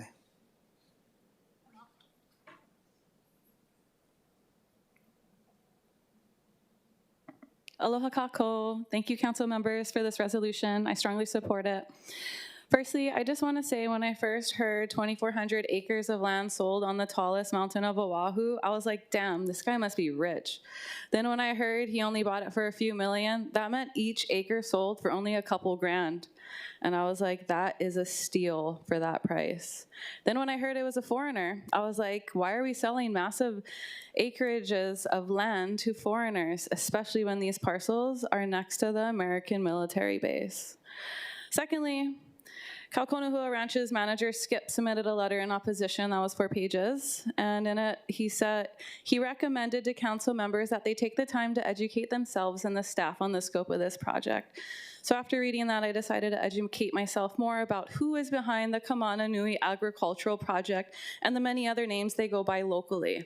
Kamana Nui Ridge, LLC, Kaukonahua Ranch, LLC, K-View, LLC, Kaukonahua Ho'ola, LLC, Kawailoa Mauka, LLC, Kahua Ranch, Ltd, Kaukonahua Ranches 1, Kaukonahua Ranches 2, HK1 LLC, HK2 LLC, Wailua Valley Farms LLC, just to name a few. This is just the surface level. Don't let the Hawaiian names fool you. Just like Pikachu said, this is cultural prostitutions with the names. And without naming the names behind these LLCs, it's just ironic that they happen to be tied to big-time local realtors and their families. They're all tied in bed together with the projects and continuing to put profits over the people. So we wonder why housing prices and the costs keep going up for local residents. It's because local realtors are buying, selling, and developing parcels with foreign developers and partners, which is driving the market price and raising property taxes for locals. So anyways, to wrap this up, Hawaii is not an amusement park, it's our home. The community has been against this project since day one. We have 2 petitions with over 6,000 signatures opposing this project. Mahalo, council members. I strongly support your resolution, and thank you. Thank you. Hi, my name is Barbara Lukbo. I'm from Wailua, and I just want to tell everybody here on the council, thank you from the bottom of my heart and my community's heart, because this is huge for us, obviously, as you know. So number 1, thank you, thank you, thank you. And number 2, I implore the DPP in the future to really look at projects and encourage them to come to communities for our approval before they're even giving any permits. I think this situation just hits it right on the head about they're not transparent, and they've tried to jump through legal loopholes. And thank you guys for recognizing that and not letting that stand. Okay, mahalo. Thank you. Would anybody else like to testify? Either in person or remotely? I think I see Raquel Achiu's hand up. Mr. Clerk? Aloha, can you hear me? Yes, we can. Please proceed. Thank you so much. I appreciate you accommodating me. I was there earlier and I had to run off to receive our new ocean safety officers. I'm sure you've heard a lot of testimony today, and I know there's been a lot submitted. I am in full support of your resolution 25-305. you know, the bottom line is this is the exact problem we've been talking about for a long time. When we have these minor permits that come out, they don't prompt our community's involvement, oversight, and it doesn't prompt any of the regulatory reports or any of the things that need to really truly be considered. And that's a very big problem, because this is where we end up. I'm very grateful for this resolution. I'm sure you have a mountain of a lot of issues that were brought up through testimony, some very compelling testimony as well. I'm just really ask that those are really looked at and really considered. I know this is not going to go well either way, but we have to at some point decide when is enough and when do we put our foot down. So I appreciate the time. Thank you. Thank you. Is there anybody else who'd like to testify? Mr. Chair, we have one more person with their hand raised remotely, Kapua Kelikoa. Okay, please proceed. Aloha kapua kelikoa. O. E kako'o au I ke ia rezo. E ku'e au I ke ia kau Konahua Ranch. Ku'e ke la. You know, just because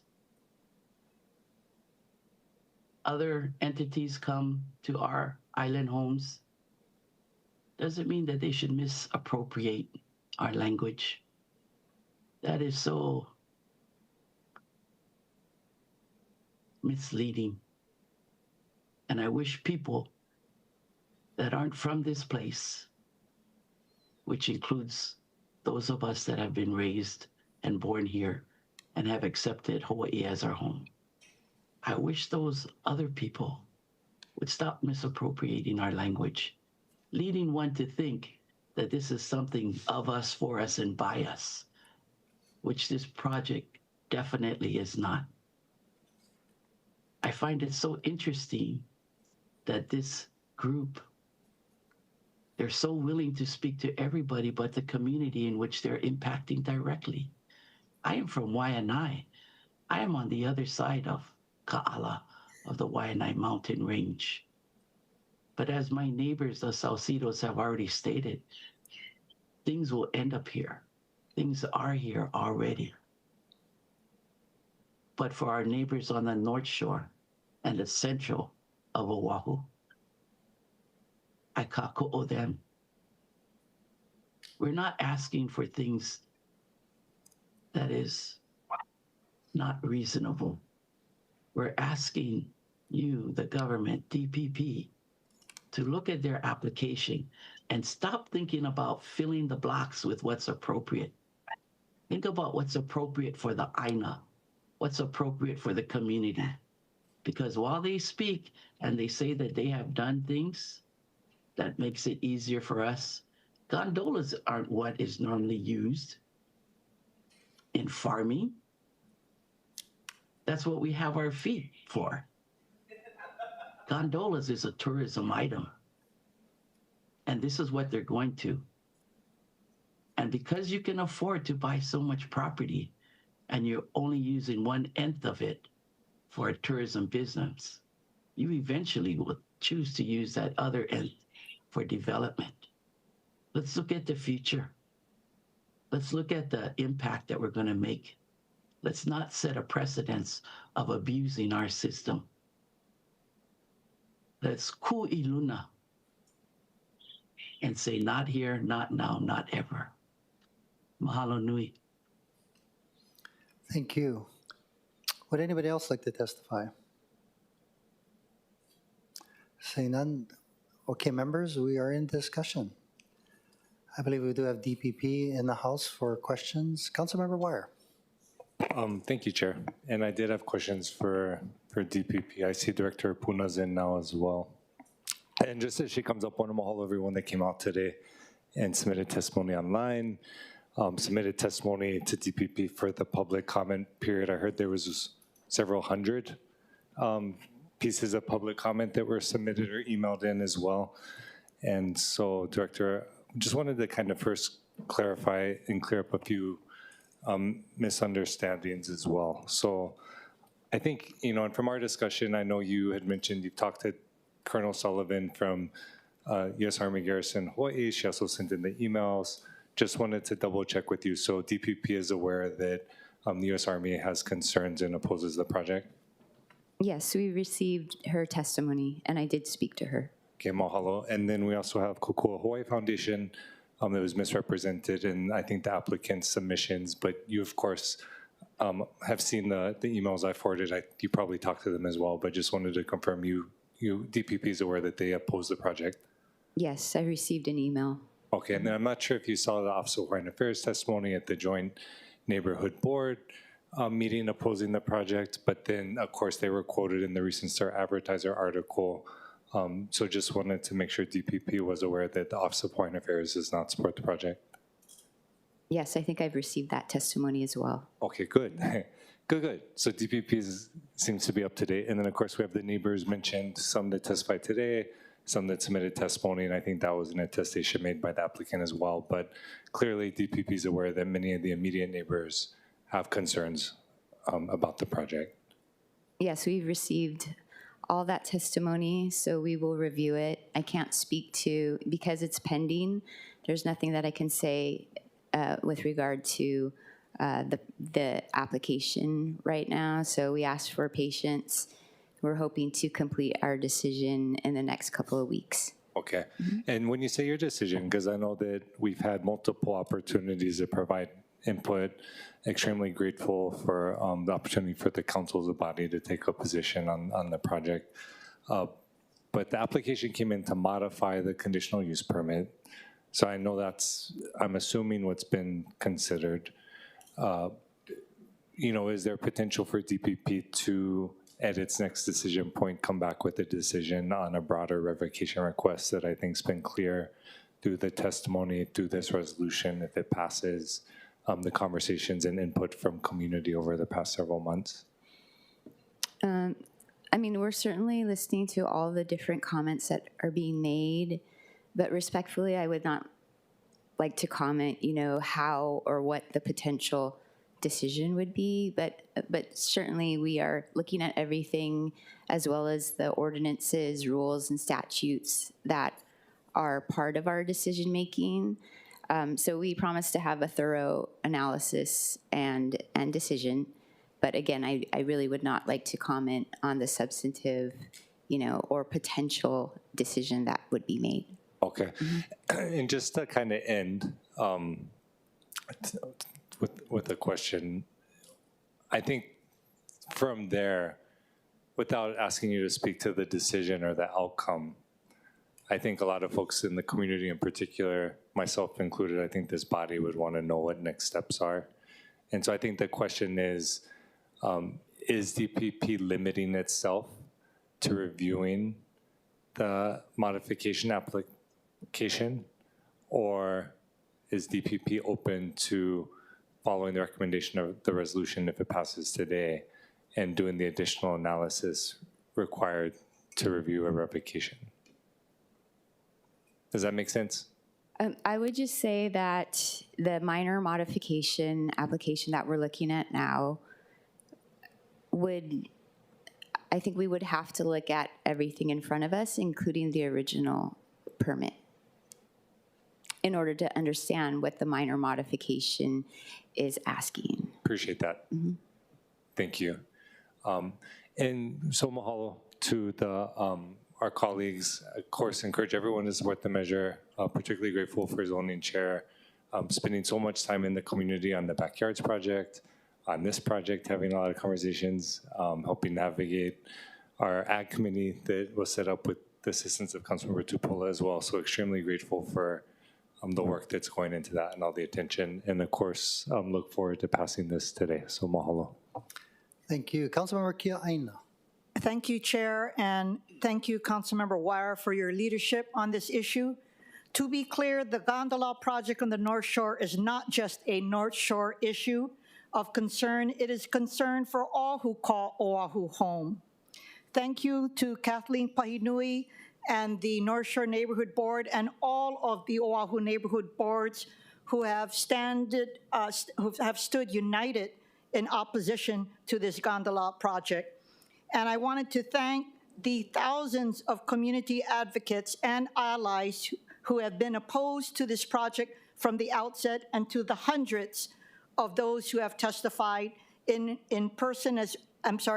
writing and in person today. I did want to read a comment by the testimony for the Department of Defense from Colonel Rachel Sullivan, who is the commander for the U.S. Army Garrison Hawaii. In her testimony, it states, "It is evident the developer of Kamana Nui did not know or understand the level of military training above or adjacent to the property prior to purchase. Although efforts have been made to alleviate risk above, little to no progress has been made since 2019. For these reasons, U.S. Army Garrison Hawaii objects to the modified CUP proposal of Kaukonahua Ranch LLC and renew our objection previously provided in 2019 to the development plan." Interestingly enough, she signs this is sent to all of the council members, Malama Nakoa. And Malama Nakoa could mean care for the warriors, but it also could mean protection of the courageous. And I'd like to think that the courageous that they are referring to is the courageousness of the community here. For observers of the City Council, you know that we rarely intervene in an issue solely within the discretion of DPP's authority. This is one of those times to intervene, as I cannot fathom the thought of this project marring the character and landscape of this rural community. As I have stated before, it's concerning to me that proponents of this project are prioritizing tourism-related activities over agricultural activities, which is not the intent of the land use ordinance. I question their true intent, since they don't need such a permit if it was just for agricultural activities. It is actions like this that give outside investors a bad name. In closing, I urge all of my colleagues to unite with us today to support this resolution and oppose this gondola project on the North Shore. Thank you. Councilmember Tupola. Thank you so much, Chair. Thank you to both of my colleagues who have spoke thus far. And of course, thank you to Director for being here to answer any questions and just to know that DPP is aware of everything going on. I wanted to read a few things in this resolution. This is a lengthy, hefty resolution. So for those of you who haven't read it, it doesn't just say we should oppose it. It actually goes through all of the conditions of what have been asked of the applicant. And one of the things that was asked of them was crop cultivation. 5 acres in active crop cultivation starting in 2019, 5 to 10 acres every 6 months to 12 months for a total of 30 acres. Cattle ranching, 3 pastures to be fenced sequentially starting in 2019. The first pasture of 387 acres, the second pasture 268 acres, and the third pasture is 219 acres, for a total of 874 acres of pasture land with approximately 125 cattle. That would be very helpful, actually, for us to have cattle. This is one of the requirements that was part of the original application. It says forestry, 20 acres per year, starting in 2019, for a total of 611 acres with approximately 600 trees per acre. Agroforestry, propagation starting in 2020, planting and cultivating starting in 2021, for a total of 30 acres of agroforestry within a 322-acre area, with approximately 400 trees per suitable acre. These are heavy agricultural requirements because a huge conversation we had when we passed the update to the land use ordinance was that agribusiness indicates that there will be, or agritourism, that tourism will be accessory to agriculture, that agriculture needs to be first and foremost on any of these lands. And as is brought up by Kathleen Paunui, like the whole point of us being able to do that is so that we can support our farmers.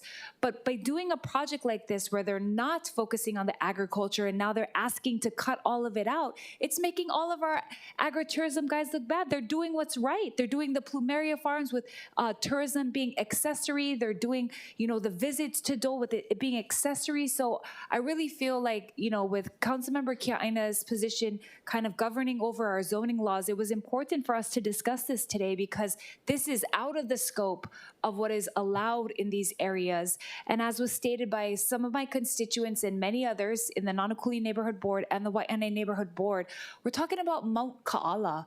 That is the highest point on our island and one of the most historic in our culture.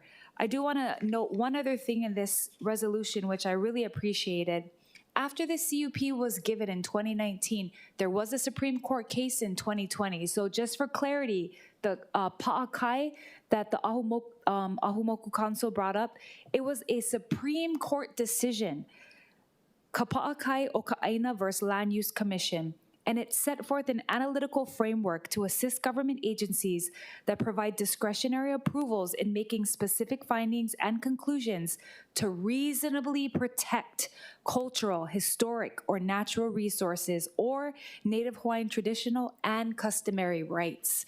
So not only is the agriculture not being sustained, emphasized, put in the forefront, but also will it, since that law happened, pass this Kapa'akai test, and this resolution is saying no.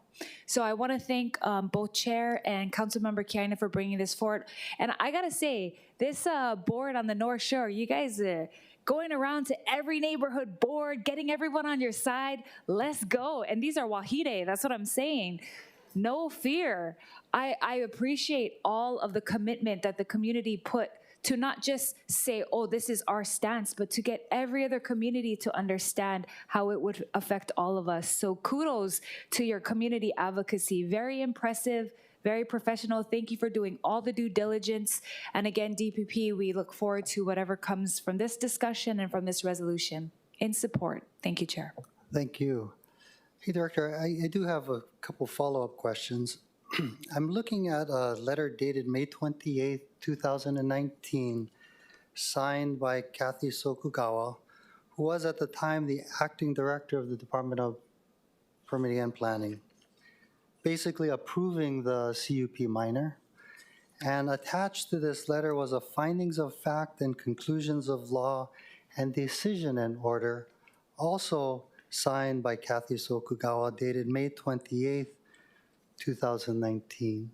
In this very extensive findings of fact and conclusions of law, at the very end, right above her signature, there's section Q that says that in the event of non-compliance with any of the conditions set forth herein, the director, meaning you, may terminate all uses approved under this permit. Right? So, or may declare the conditional use permit null and void. So I know you don't want to tell us how you're going to vote, but you agree with me that this gives you the sole discretion to declare this conditional use permit null and void if certain things aren't met, correct? Yes, that's correct. Okay. Or terminate all uses approved under this permit. You also have that. Yes, under the decision and order, yes. Thank you.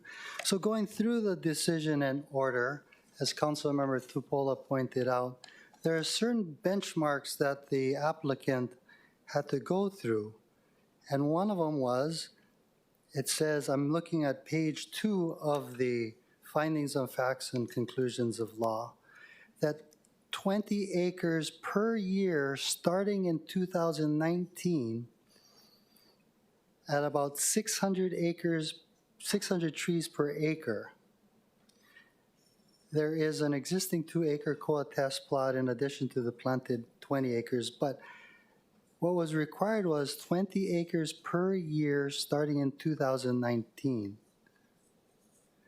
and this was for forestry, which would require planting of primarily koa and sandalwood trees, invasive weed species management, and exclusion of feral ungulates. So, did the applicant satisfy this condition? So again, respectfully, we are looking at all of that and whether, you know, what they have done, but I wouldn't like to comment on that today. Okay, but you would agree, though, that this requires clearly that in 2019, 20 acres per year were required. So we would look back, presumably, back in 2019 to see if that was satisfied, right? Yes, that table on pages 2 and 3, we will certainly look at as part of the representations that they made at the time of the application. Are you or your staff going to actually go down to the site to see? And actually, how would you prove or disprove what the applicant is saying? Because this was 6 years ago. They had the requirement 6 years ago to plant koa trees on the first 20 acres. How do we know? So staff, they do site visits, and we ask the applicant to provide whatever information they can, but we will look at all of that information to determine whether the representations have been met. But isn't it true that the applicant now wants to change that requirement and plant agave instead of koa? And isn't that in and of itself an admission that they failed to plant the koa trees as required? Again, I would reserve my comments, but I understand everything that you're saying. We've been looking at the application and all the information provided, and we'll continue to look at that in order to render our decision. And I appreciate that. I am being admittedly argumentative, but let's go into the next thing that's required. That crop cultivation. It says here, they're required to plant Hawaiian heritage plants, breadfruit, taro, sugarcane, sweet potato, and again, 5 acres starting in 2019. Do you know if they've satisfied that requirement? I don't personally know. Staff have been looking at, again, the information provided and have done site visits. So we'll look at all of that. Okay. And again, my argument here is that if they fail to do any one of these, you have the discretion under the findings of facts and conclusions of law that the director may terminate all uses approved under this permit. And basically, that's what this resolution is asking you to do. We want to terminate this CUP minor. And my hope is that you take not only what the community is saying, but especially the community, but what the council is saying. That, and I anticipate this is going to pass, that we feel very strongly that we don't want this type of use. Second question, and again, this is a procedural one. If you terminated all uses approved under this permit or declared the conditional use permit null and void, the applicant would be forced, if they wanted to reapply for a new conditional use permit, right? Correct. Under the law currently passed, the Kapa'akai analysis, as well as Bill 64 that Councilmember Kiaina and this whole council worked very hard on, they wouldn't be able to receive the conditional use permit because the law has changed since this application, correct? That they would not be able to receive a conditional use permit? That they wouldn't pass the Kapa'akai analysis, or that they wouldn't pass the requirements that we passed in Bill 64 dealing with agribusiness and agro activities. I don't know. I think we would have to look at what the change in law is measured against whatever their new application would be if we were to revoke the current CUP. Okay. Don't mean to, you get what I'm saying here, but there's a couple more things, right? They have to do cattle ranching, right? 3 pastures to be fenced sequentially starting in 2019. The first pasture is 387 acres, the second is 268 acres, and the third is 219 acres. There will be 30 to 40 cows per pasture and about 125 cows total. Have they met this requirement? Again, we're looking at all of that. Okay. Okay. Thank you so much, Director. Appreciate you being here and answering these tough questions. You did say that you're going to be working with your team and consider everything before you. I know Councilmember Wire kind of tried to pinpoint when we can expect this decision. You said a couple weeks. That's very vague. That could be 2 weeks. It could be 6 months. When do you think we can anticipate a decision? Definitely not 6 months, but in the next few weeks. I'm within the month of November. Okay. My understanding is that the public comment period is already finished, but is the public still able to weigh in? The public comment period did end on Thursday, but we do understand there's certain circumstances where, say, the Department of Defense, they're furloughed, so they weren't able to get it to us sooner, so we are still considering and accepting their testimony. Okay, terrific. Thank you so much. Any follow-up questions? Councilmember Wire. No, Chair, I really appreciate the in-depth question. So I just wanted to be clear with DPP. I totally hear what you're saying. You're wanting to fulfill your legal responsibility. You're going to go through all the facts and the questions you've heard from community members. And so just wanted to at least get an acknowledgement that you hear and DPP understands that hundreds, thousands of community members, government organizations, nonprofit organizations, and of course this council with the passage of the reso wants you to revoke this permit. And so do you at least understand that request? Yes, loud and clear. Okay, Thank you. So if there's any legal mechanism, and I think there's plenty, as chairs pointed out, and seen through all the testimony that's come in. So do trust you and appreciate your commitment to the law. So thank you. Thank you. I would just like to say we do appreciate all the comments, all the testimony, but we are looking at the law, whatever the standards that are provided in the law in order for us to make this decision. So it's not necessarily, a popularity contest of that sort. We do need to analyze based on the standards, and we will do that based on the information that has been provided to us. So thank you. Okay, appreciate that. So then I guess, again, the step forward would be, say we come back with a denial or a granting of the modification request, then we'd be positioned, community members or myself, I would intend to file a petition under the rules to request the revocation. And so just wanted to share that with you as well. So we can look forward to that if we need to get there. Okay, understood. Yeah, thank you, Director. Thank you, Chair. Hey, Director, why was this a CUP minor? And do you think perhaps we should change the law to say that anytime people want to do something of this magnitude, like building a gondola up in Mount Kaala or even Coco Head, where I represent, that we should come to the council rather than giving the director the discretion? Yeah, so the agribusiness is only limited to a CUP minor. There's no CUP major option, but that is completely within the council's discretion to determine whether it should be a major rather than just a minor.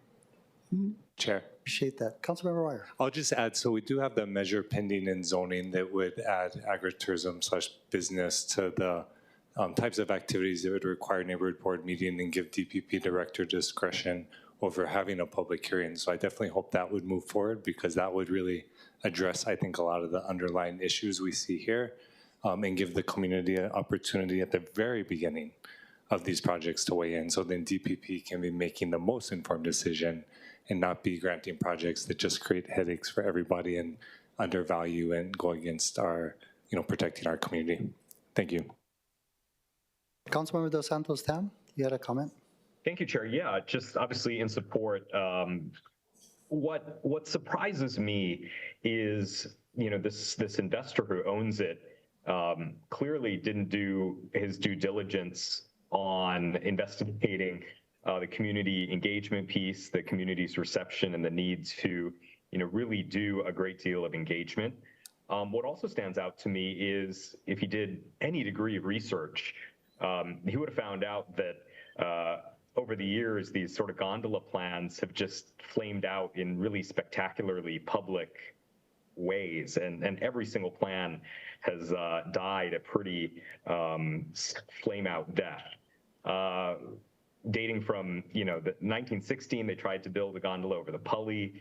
In 1958, throughout the 60s on Diamond Head, and in Waialainui and on Coco Head, and in the 60s, again inside Diamond Head. I mean, all of these things have just been received with such community disdain. It's almost like billboards.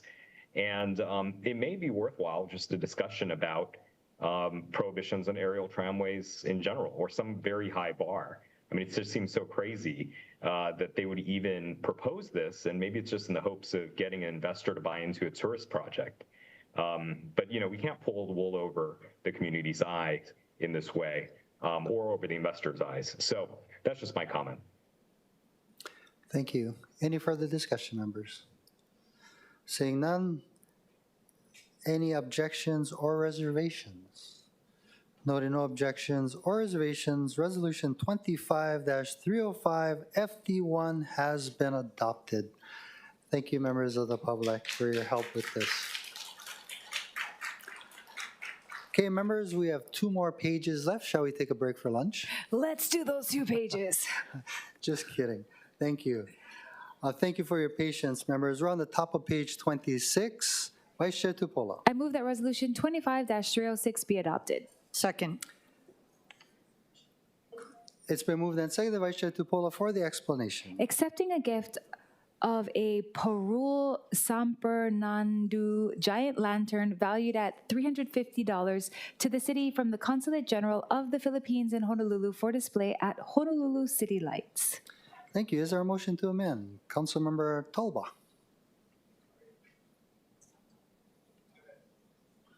Yes, I move to amend. I move that Resolution 25-306 be amended to a hand-carried FD1 OCS 2025-0880-11/4/2025 at 3:37 p.m.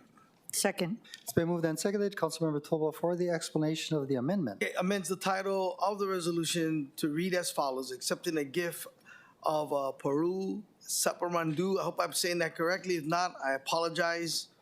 I'm Filipino and I don't know how to do that correctly.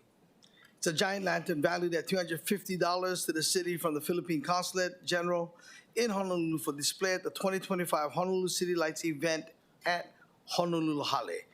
In the fourth whereas clause, identifies the letter dated October 29, 2025 as the Mayor's Message 186-2025.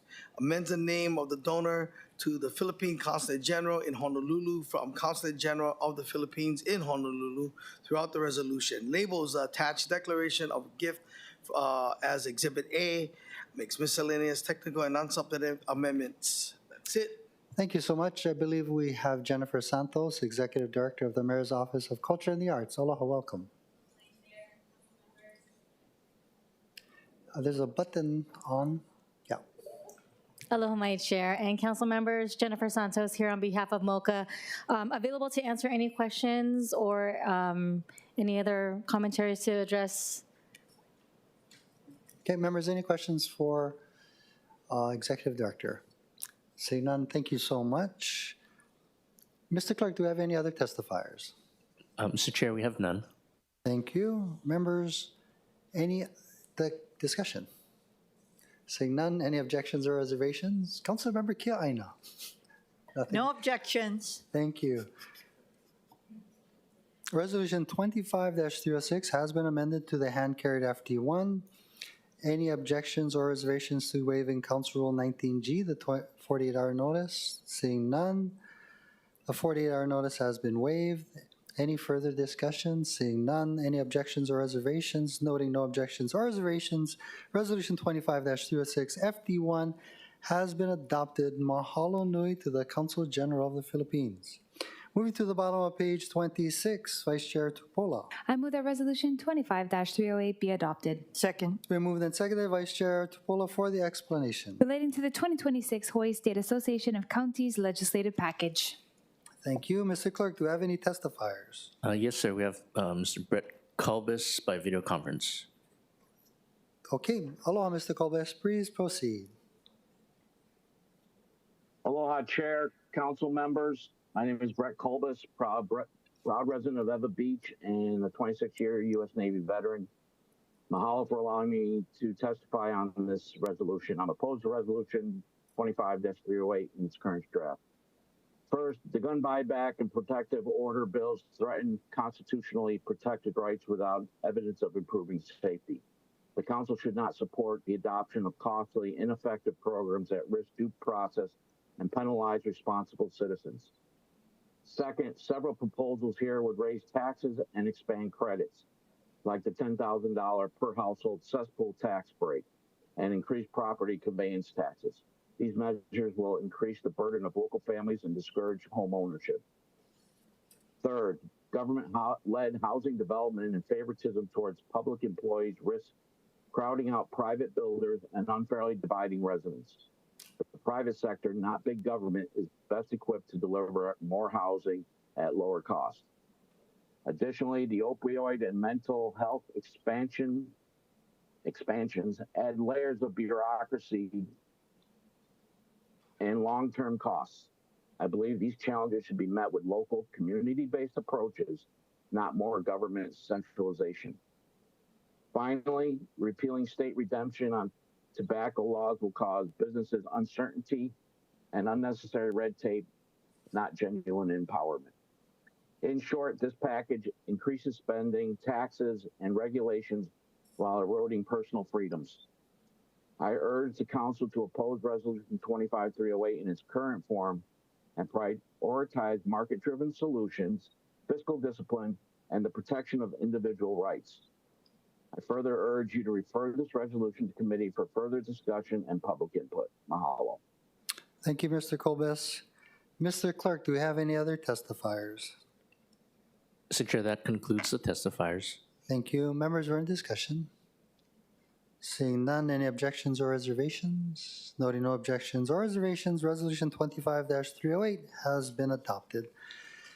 There is no items for the Committee on the Whole or executive sessions. Members, are there any announcements? Chair, Yes.